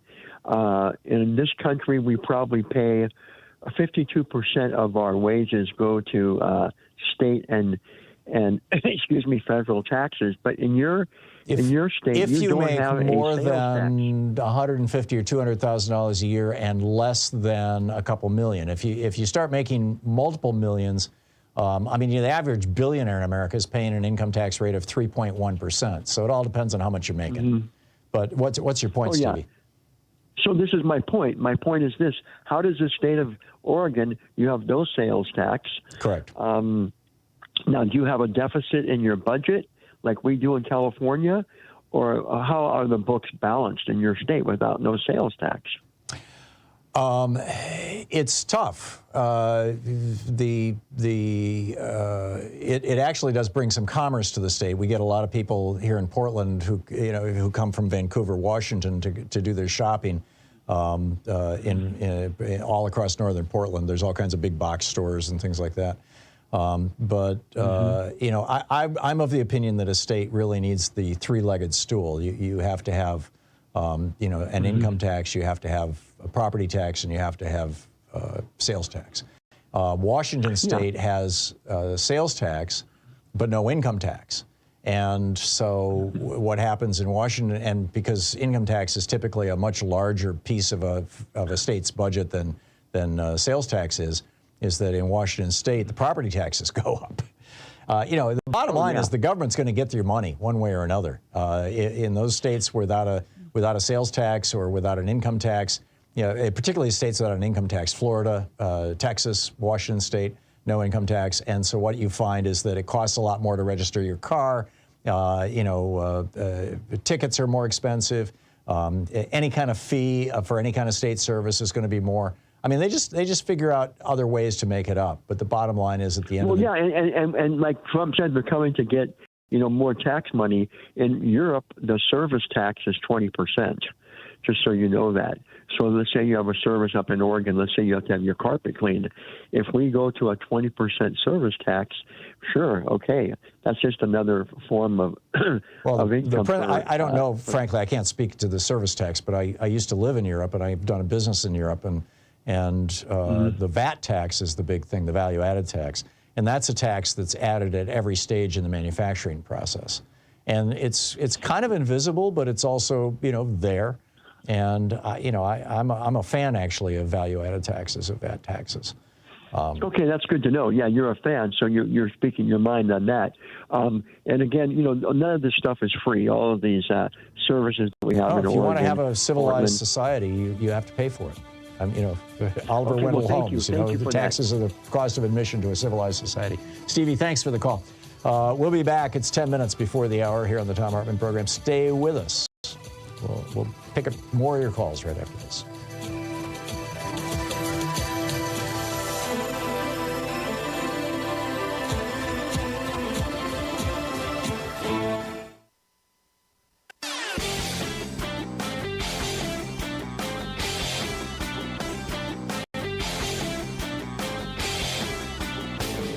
Hey, if you like the rants that I open the show with every day, they're typically published over at HartmannReport.com. Check it out.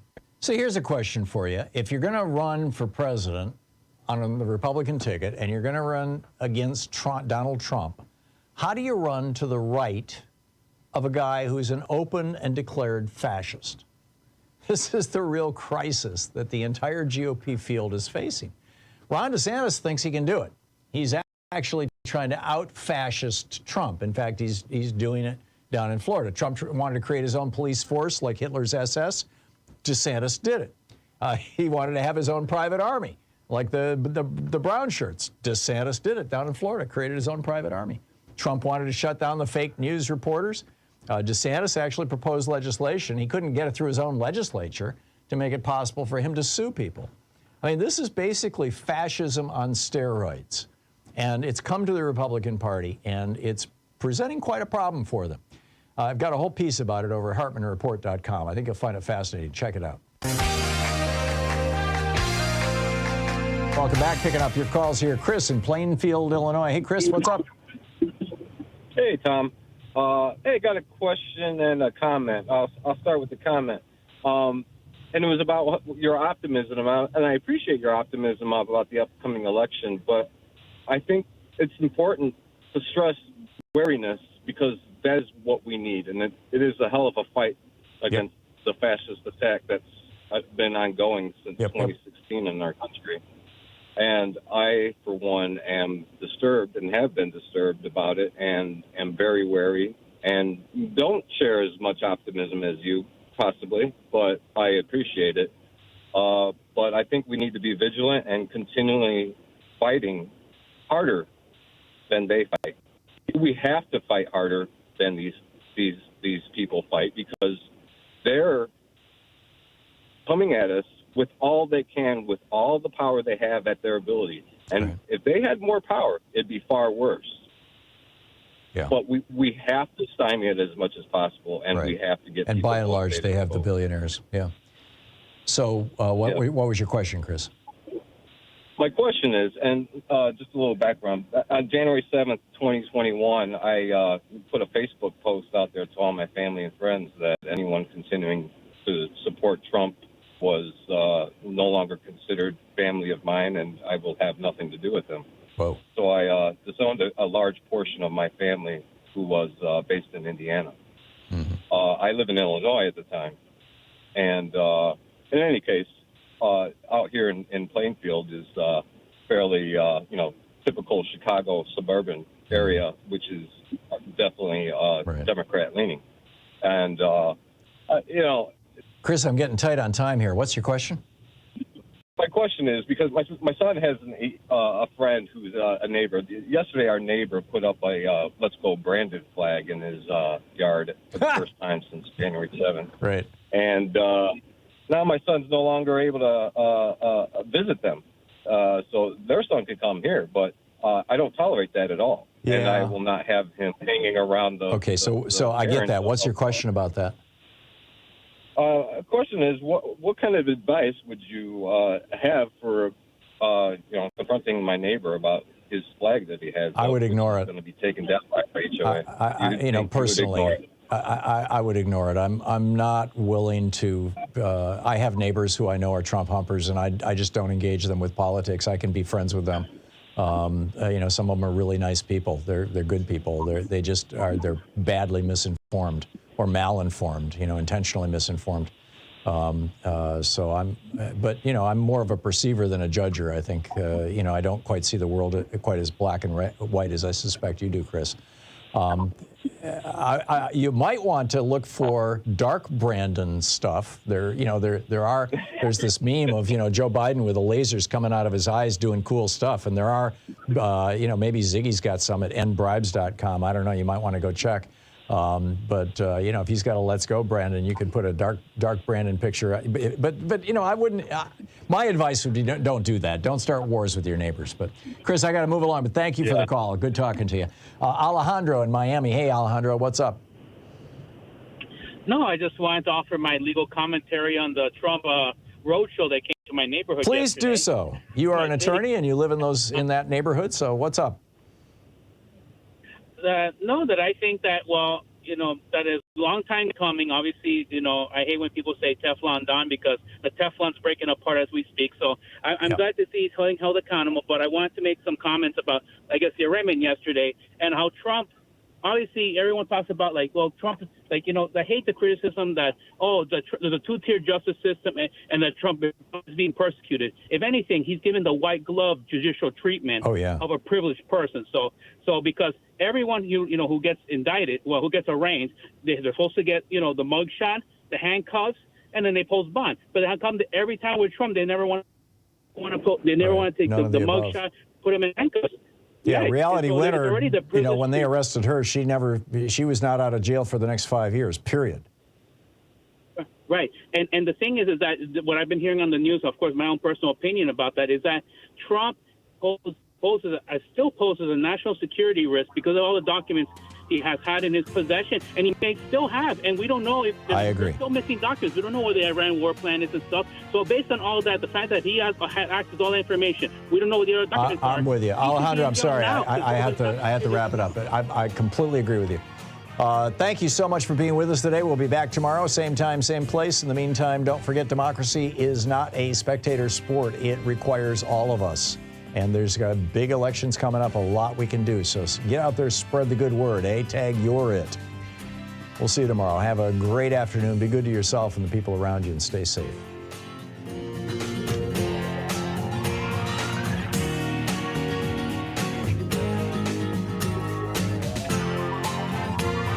You've been listening to Thom Hartmann. For audio and video archives, visit thomhartmann.com.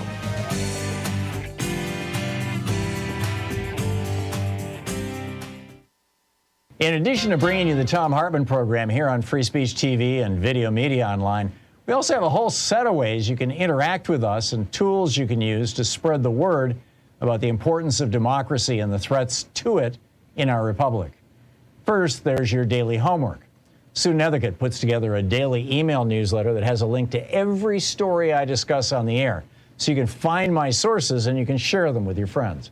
It's free and you can sign up at thomhartmann.com. Second, I publish my daily take every day over at the hartmannreport.com website. That's also free if you want the daily 5 days a week rant in your inbox. No ads either. Third, we have the podcasts. There's the free 1-hour version of our daily show that's advertising supported. You can find that wherever you get your podcasts normally. And then there's also the podcast of the entire 3-hour show with no advertisements, and that's available by subscription over at thomhartmann.com. So check them all out at thomhartmann.com and hartmannreport.com.